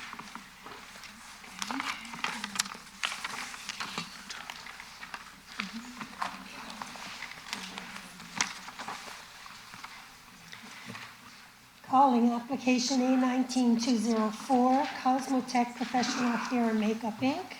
Property is located at 75 Rosedale Avenue, Unit 6. Good morning, Mr. Chairman, Good committee morning. members, staff, and community. My name is Kristen Vella, and I am the owner of Dancing Academy, Inc., and I'm here with regards to file A19-204, a proposed dance school at Rosedale Avenue West, 75 Rosedale Avenue West, Unit 6. I submitted an application for a minor parking variance. The zoning has required, in order for us to run our dance school at this location, that 7 parking spots be required, and we currently have 4. With the application to support the minor variance, we have included 2 letters of support from our neighboring units. That has given us permission to use their parking spots in the evening, and in turn, we will let them use ours during the day. Sure. Committee members, any question, comment, concern at this point? Seeing none, anyone in the audience wishes to speak on this application? Seeing none, staff, could you please weigh in your comments? Staff has reviewed this application, and due to the nature of the business, the hours of operation, and the letters of shared parking, the support from the neighboring units, staff finds that this application is supportable, subject to the following conditions being imposed: that the parking variance is only allowed in conjunction with the permitted commercial school, which is a dance school; that the commercial school, the dance school, shall be limited to Unit 6, as indicated in the public notice, and that failure to comply with the conditions of the committee shall render the variance null and void. Ma'am, do you understand and accept these conditions? I accept. I'm looking for a motion to proceed if no further business. Motion put forward by Mr. Power, supporting staff recommendation, seconded by Mr. Cope. All in favor? This is approved. Thank you. Thank you very much.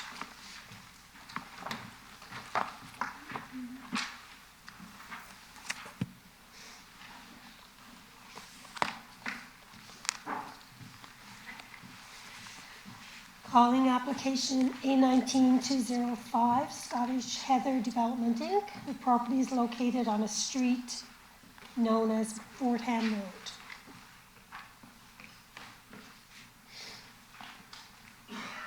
Good afternoon. Good, is it afternoon, really? It is. Mr. Chairman, members of the committee, staff, I'm going to try and shave 3 minutes off that presentation and basically say that I'm here because of a typo on the previous application, and I'm in agreement with the staff recommendations as presented in the report.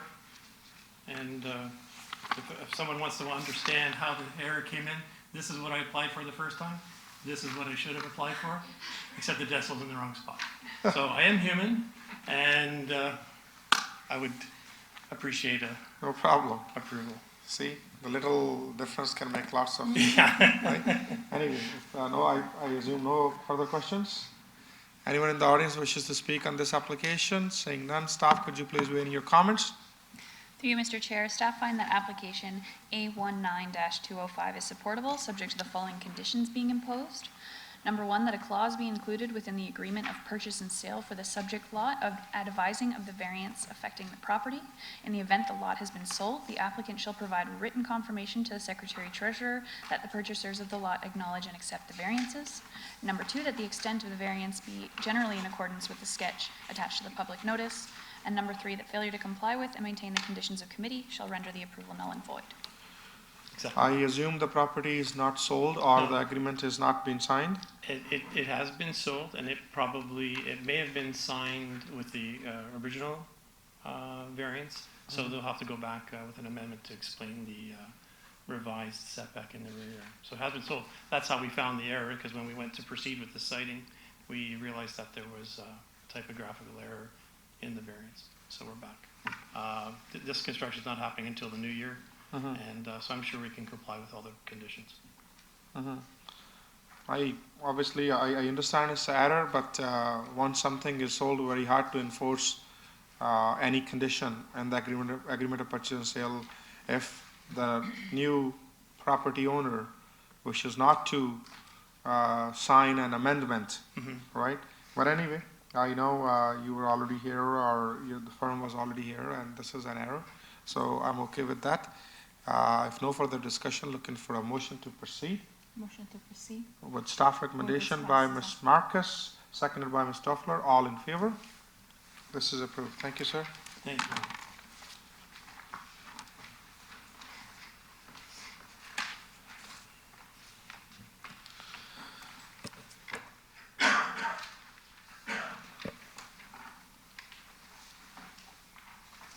Calling application A19-206, Fremont Condos Inc. Property is addressed as 215 and 225 Veterans Drive. Good afternoon, Mr. Chairman, members of committee and staff. My name is Derek Vanderchuck from Fremont Homes. I'm here for the application for 215 and 225 Veterans Drive. Fremont's been working very closely with the city, with planning staff, urban design staff on a site plan application, and we are getting very close on a final submission. We've worked out, I think, a great future project for the Mount Pleasant community and are requesting several variances to move this project forward. I've read the staff report and are in support of staff's recommendations. Okay, any question at this point to the applicant? Seeing none, anyone in the audience who wishes to speak on this application? Seeing none, staff, would you please weigh in your comments? Through you, Mr. Chair, staff, as the applicant mentioned, is working closely to review the site plan that is proposed for this site. These variances have been identified by staff and now have been reviewed by urban design, policy and planning staff and transportation staff. And we find that this application is supportable, subject to the following conditions being imposed. That the extent of the variances be limited to that shown on the sketch attached to the public notice, that the applicant finalize the site plan approval under city file SP 17-105 and execute a site plan agreement and post any required financial securities and insurance to the satisfaction of the Director of Development Services, and that failure to comply with and maintain the conditions of the committee shall render the approval null and void. Thank you. You understand and accept these conditions? Yes, sir. No further discussion. Looking for a motion to proceed. Motion to support staff recommendation by Mr. Power, seconded by Ms. Dockler. All in favor? That says approved. Thank you. Thank you.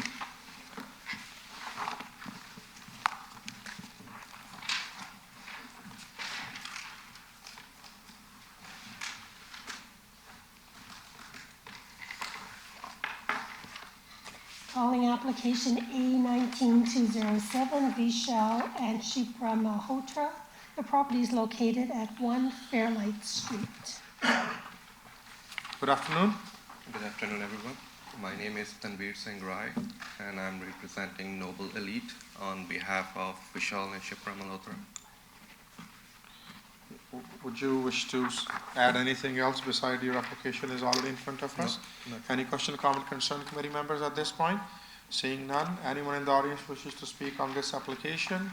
Seeing none, staff, could you please weigh in your comments? Through you, Mr. Chair, staff find that application A19-207 is supportable, subject to the following conditions being imposed. Number one, that a building permit be obtained for the below-grade entrance within 60 days of the final date of the committee's decision.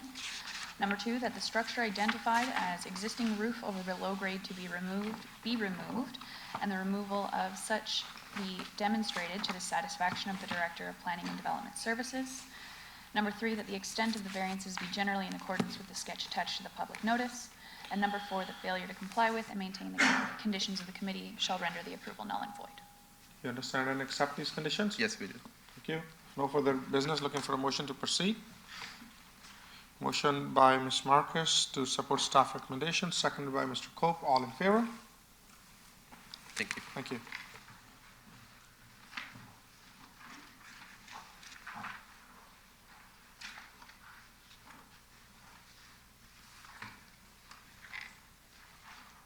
Calling application A19-208, Mayvan Plaza Inc. The property is located at 527 and 537 Bankirk Drive. Good afternoon. Good afternoon, respectful Chair, committee members. My name is Preetham Singh, and I represent Mayvan Plaza Inc. I'm Vice President of the development, Mayvan Plaza Inc., as well as Director of Peel Standard Condominium Corporation 911, seeking permission to allow a commercial school within the complex. The complex currently has various commercial uses, and we feel that this is complementary to the area as well as the development. Yeah, it's a pretty straightforward, which I have no issues. But just for this, is that one school or more than one? Because I see lots of units And especially in two separate buildings. Two separate buildings. The reason why we're seeking the various units is because tenants come and go, and I want to have the flexibility of perhaps in the future putting in the Okay. tenant either in one unit or the other, and we own those various units. Oh, I So that's why I'm understand. actually asking for those units. Okay, okay, no problem, understood. Any other question, committee members? Seeing none, anyone in the audience wishes to speak on this application? Seeing none, staff, could you please weigh in your comments? Through you, Mr. Chair, staff have reviewed application A19-208 and find it to be supportable, subject to the following conditions being imposed. Number one, that the extent of the variance be limited to the units identified within the public notice. And number two, that failure to comply with and maintain the conditions of the committee shall render the approval null and void. So you understand and accept these conditions? I do, thank you. Okay, if no further discussion, looking for a motion to proceed. Motion put forward by staff, recommendation by Mr. Cope, seconded by Ms. Marcus. All in favor? This is approved. Thank you. Thank you very much. Thank you.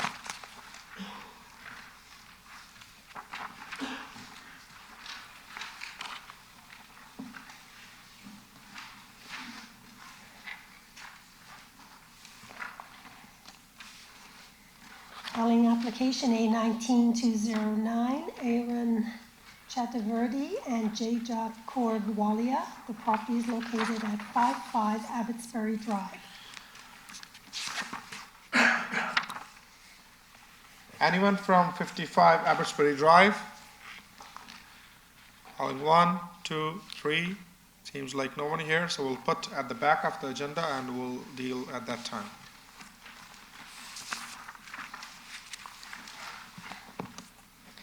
Calling application A19-210, Manor Bay Estates, Inc.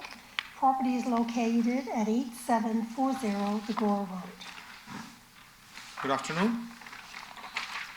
Good afternoon, Mr. Chair, committee members, staff, and members of the public. My name is Tina Aruda. I'm with Trinistar Corporation, and I'm representing the applicant, Manor Bay Estates, Inc. I have read the planning staff's report. I concur with their recommendations and their conditions of approval. Thank you. Thank you. Any question, comment, concern at this point? Seeing none, anyone in the audience wishes to speak on this application? Seeing none, staff, could you please weigh in your comments? Thank you. Staff supports this application subject to the following conditions being imposed: that the extent of the variance be limited to that shown on the sketch attached to the public notice, and that failure to comply with the conditions of the committee shall render the variance null and void. Thank you. Okay, sure. You already indicate that you understand and Yes. accept these conditions. I do. Looking for a motion to proceed, supported by put forward by Mr. Power, seconded by Ms. Stoffler. All in favor? I noticed these units were empty for quite some time. It's good to see the business activity there, Yeah. as this is the gateway of Brampton. Yes. That's And there are a couple of another standalone buildings are there, right? Are they filled now or still the same? Yeah, everything is fully tenanted. Well, that's and good to see. We also have a 5-story office building that's going to go in the Yeah. corner. I learned that the signage is there. Yeah. Well, you're more than welcome to reach out to us if anytime we can do anything at the committee. Good to Thank know. you. Thank you very much. Calling application A19-173, Kuljit Singh Multani. The property is located at 8627 Mississauga Road.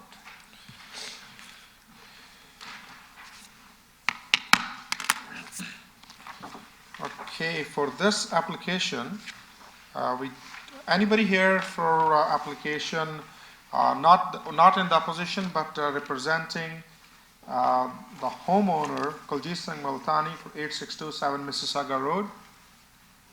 1, 2, 3, no. So we have a letter in that the previous agent withdrew the representation from this application. In this letter, it says, registered owner on this matter and request a withdrawal of all field submission to the city. So does that means they withdraw the application completely or just the representation? Through the chair, I just want to confirm that the agent is advising the committee that he's withdrawn his representation. This is still a valid application. I can confirm that every reasonable effort has been made to reach out to the property owner who is now responsible for this application by email as well as by telephone with without any response. Mhm. This is the second time that Yeah. public notices have been circulated for this Exactly, application. exactly. Sorry, just to reiterate, through my site visit on Saturday, the house was listed for sale, and they were doing a, what do you call that? Home inspection? No. Open house? Open house, and it was jammed full of cars. Okay. Did you find the parking spot for yourself? Oh, yeah, I was able to get it. It's a nice looking house, they did well with it. Yeah.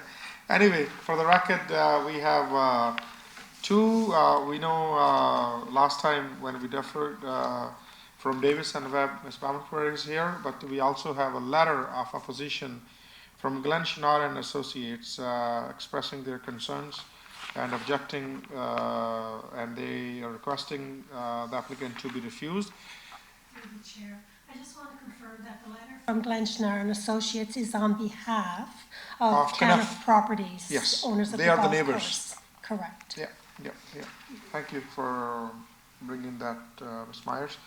Anybody here for this application? Any neighbors? Ms. Bamanpur, you want to add something? Obviously, you're sitting here for a good time. Good afternoon, Chair, members of the committee, staff. I'm here on behalf of 8637 Mississauga Road. It won't take up too much of your time. Just to reiterate the fact that we continue to oppose the minor variance request. We support staff's recommendation, and it is our position that the application does fail the four-part minor variance test and request that the application be refused. Thank you. Okay. I personally, now that Mr. Power indicated that the property is up for sale, and I would like to review this application given the fact there's nobody, because if there's a potential sale, and I don't want the new owner to presume something that these uses or whatever is there right now will be continuous, so sooner the better. I like to deal with this application. That's my personal opinion, committee members, given the fact there's nobody representing the property owner, but the city has made several attempts to reach out to them. So I'm in favor of dealing with this application and making the decision today. Okay, so if no further discussion on this, looking for a motion. Through the chair, we might want to put staff's recommendation on. Sorry, I missed that. I guess we already have it. I guess I didn't. I'm sorry, you just walked in and I overlooked you. Please go ahead. Thank you, through Mr. Chair. Staff doesn't have too much to add, just to let you know that the signage for this hearing was not being picked up or placed on the property as per the Planning Act legislation. And the staff position would remain as the report on October 22nd, recommending refusal. Thank you. Okay. Is there any previous sign still at the property, or that has been removed? I believe there was. I'm trying to remember if it was there. I just remember seeing the for sale sign and all the I cars don't at remember the open house, and I was like, there, and wow. I don't remember seeing it. So in the event we are dealing with it, is there will be any effort made by city to contact the property owner or the property agent to notify that these are the issues with the property? Through the chair, if it is committee's desire to proceed with this application today, the property owner will receive a copy of the committee's decision. Is that what you're asking? Yes. Yes, they will be notified of the decision. I will send it by personal mail as well as by email to ensure that I've made every effort to make sure they've received a copy. Right after the decision, not like after 21 days? No. We sent the notice of decision in the days following this hearing. So within a couple of days, the decision will be mailed. The 20-day appeal period, if there is no appeal against the decision, then there's a subsequent letter that is mailed advising of same. Okay, thank you for the clarification to everyone. Looking for a motion to proceed. Motion to put forward by Mr. Power to refuse the application. Seconded by Mr. Cope. All in favor? This application has been refused.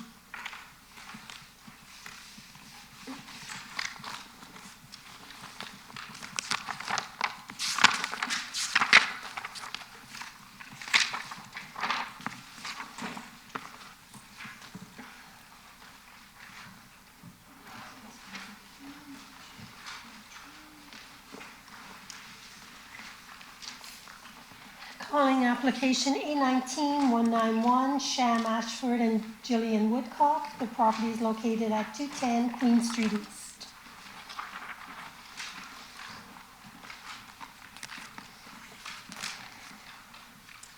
Good day, Mr. Chairman and councilors and city staff. Oh, okay, sorry. Your name and address for the record, please. My name is Sham Ashford. I'm part owner of the 210 Queen Street with my wife, Jillian Woodcock. And today, we're here to request the councilors to, Mr. Chairman, to give an indefinite parking exemption to the 210 Queen Street property. We've read city staff recommendation and we accept their terms. We're pleased to say that some of the recommendations have already been out for 10 years. And since it's been 10 years, we think we have a few words from the restaurant owner. If you don't mind, we can read it. It wouldn't take too long. I'm sure everybody's hungry. It's written by Matt and Josh Vella. They're the owner of the restaurant, Burrito Boys. 10 years ago, my brother and I... Let me read it. So 10 years ago, my brother and I had a dream to operate a restaurant together. After nearly a year researching numerous locations throughout the entirety of the GTA, we were excited to stake our claim in Brampton as we saw the pure potential of this trending city filled with hardworking, blue-collared citizens like ourselves. Over the past 10 years, we have fully committed and immersed our lives into the community. We both moved to Brampton, and I'm raising my 3 children here. We have given jobs to over 400 local employees throughout the years, many being students whom we ensure flexible schedules so they can have the opportunity to earn an income while they work on a brighter future for themselves and their family. Currently, between our 3 locations, we employ 64 Bramptonians. We treat all of our diligent emergency service members, paramedics, firemen, and police officers to free drinks with their meals while on duty. Being open late on weekends, our emergency servicemen and women often pop in to refuel. We personally deliver many catering orders to local businesses and many local weddings as well. We participate in and sponsor local fundraisers and sports teams, such as the Brampton Youth Soccer, Brampton Blazer Girls Softball, and even Brampton's Excelsior Lacrosse in the past and present. In 10 years, we have never had a formal complaint.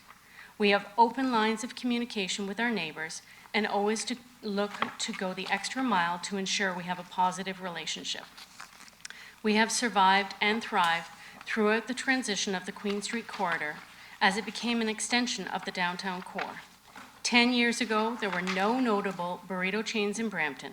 We feel we have helped pave the way for all other competitors to expand in Brampton and prove that our city loves Mexican burritos. Our most recent growth comes from Skip the Dishes. As the world is changing and more customers prefer the comforts of their own home, we have seen food delivery become a dominant part of our business. Combine this with the hiring of locals, and we believe that we have decreased the demand for parking spots. The strain is observably less now than in recent years, and in our opinion, there is less chance for illegal parking than ever before. We hope that we have proven to you by all our work ethic over the past 10 years that we are positively contributing members of our city, and we hope we can continue to operate and grow for at least another 10 years. Oh, well done. Yeah, I guess I got a little emotional because 10 years ago, when they came to rent the place, one of our requirements was make sure you pay the rent. That's important. And the second requirement my wife and I had was make sure you do something for the community and give back to the community if the community is good for you. Brampton is a good community. It's a community-based city, and we need big businesses. I heard some big businesses here today, but we also need small businesses. Yep. But we also need to encourage young people to have big dreams. And 10 years ago, we want to thank you for giving the minor variance. Yeah, making it possible. Making it possible. And then we came back and you gave us 7 years extension again on the minor variance. So today we're asking Mr. Chairman and staff if they will support city staff recommendation on an indefinite exemption of the 210 Queen Street property. This is one of those businesses which is doing exceptionally well, and I can see lots of local people walking in there. I've been there personally myself sometimes, even after the committee meetings when when the meeting goes longer. My only concern is, as many times I saw people, including myself, park on the beer store parking and just walk over. Just somehow that portion during the winter months need to be maintained properly, because in the event of any slippery conditions, if the owner always, or the property owner or the tenant always keep that in mind, because that's a little bit off the walk, rather than who's going to maintain. If I know there's no condition for those things, but if I'm not really suggesting to add any kind of those conditions, but as I notice, and I've been there myself, if that path is cleaned and walkway is a little bit clear, in order for everyone to avoid any risk by walking over. Okay? Thank you for your suggestion, Mr. No problem. I don't see anyone in the audience to speak on this matter. No objections. No objections. Mr. Caruso? Thank you, Mr. Chair. This application has been reviewed against the 4 tests under the Planning Act and found to be supportable, subject to the following conditions. And the first condition, I'm just going to change, add a clause, so it changes slightly. That additional signage be provided and maintained in accordance with the City of Brampton sign bylaw within 120 days of the committee's decision, and to the satisfaction of the Director of Development Services, advising customers that if parked on nearby streets, access to properties on these streets is not obstructed. Number 2, that the existing signage notifying customers of on-street parking on June Street and Beach Street be maintained, and that number 3, that failure to comply with and maintain the conditions of the committee shall render the approval null and void. You understand and accept these conditions? Yeah, I just want to clarify, I think the only thing that was added was in accordance with the bylaw. Okay, perfect. Okay. Yes. If no further discussion, looking for a motion to proceed. Motion put forward by Mr. Power, seconded by Ms. Doffler, supporting staff recommendations. Everybody's in the favor? This is approved. Thank you so much. Thank you very much. Thank you. Everybody go have a burrito. Thank you. Recalling application A19-209 for the property at 55 Abbotsbury Drive.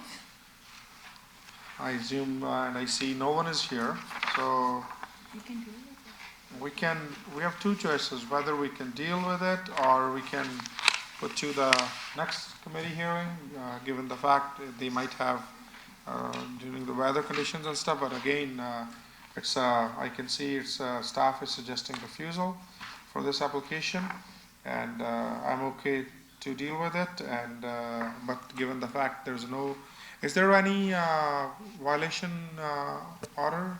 Yes, there is. An order to comply has been issued, so it's. For quite some time? I can't say, but I can confirm. 55 Abbotsbury.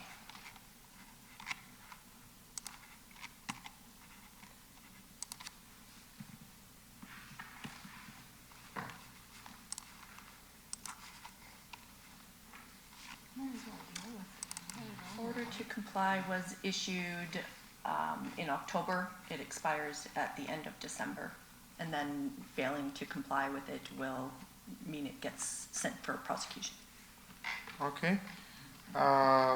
Whatever the way the committee wishes to deal, committee members, I would like to ask from individually, if the majority wants to deal with this today, then we'd like to deal with it. Mr. Cope, are you in agreement? I think we're good to deal with this now. If they haven't taken the opportunity to show up for it, then we will deal with it today. I'd like to deal with it. I guess majority likes to deal with it today.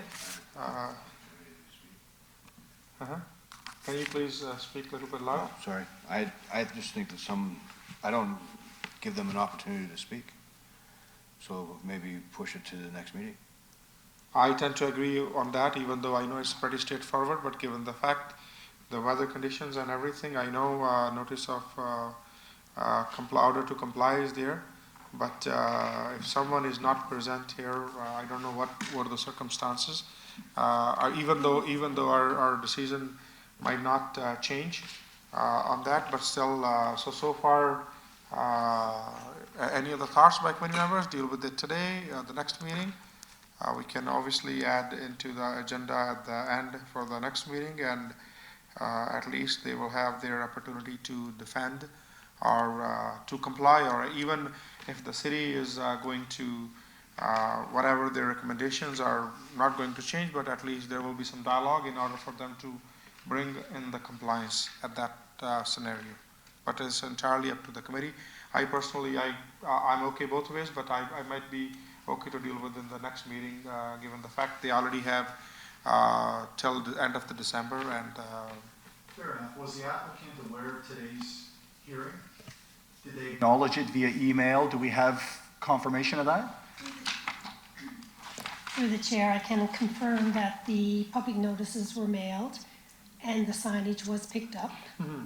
And the staff recommendation report was also sent to the agent. I do acknowledge that when I sent the staff report, I didn't receive anything to say yay or nay, but that's never common. Here's my 2 cents in this scenario. I can see the agent name and address and phone number and everything is filled. Maybe the owner is under the impression that the agent is going there and representing, and the agent is failed to make here. So given that benefit, we can see the agent name is here. I guess it will be appropriate if we deal with in January's meeting. Okay, any members? Twist my arm. So January, we have January the 21st, the only meeting? No, January the 7th. We have January 7th, which could be accommodated on the January 7th, given that there's no changes proposed to this application. Okay, so yeah, so let's give them till January the 7th. Do we have a motion? Motion to defer to January the 7th by Mr. Power, seconded by? I can second it. Seconded by Ms. Marcus. All in favor? Sure. Yes? Yes, everybody. Yeah. No, I'm just asking if it's a majority. So we'll deal with this application January the 7th. No further business. Looking for a motion to adjourn by me, if no one is raising, and seconded by Ms. Marcus. This meeting is officially adjourned. Thank you, everyone.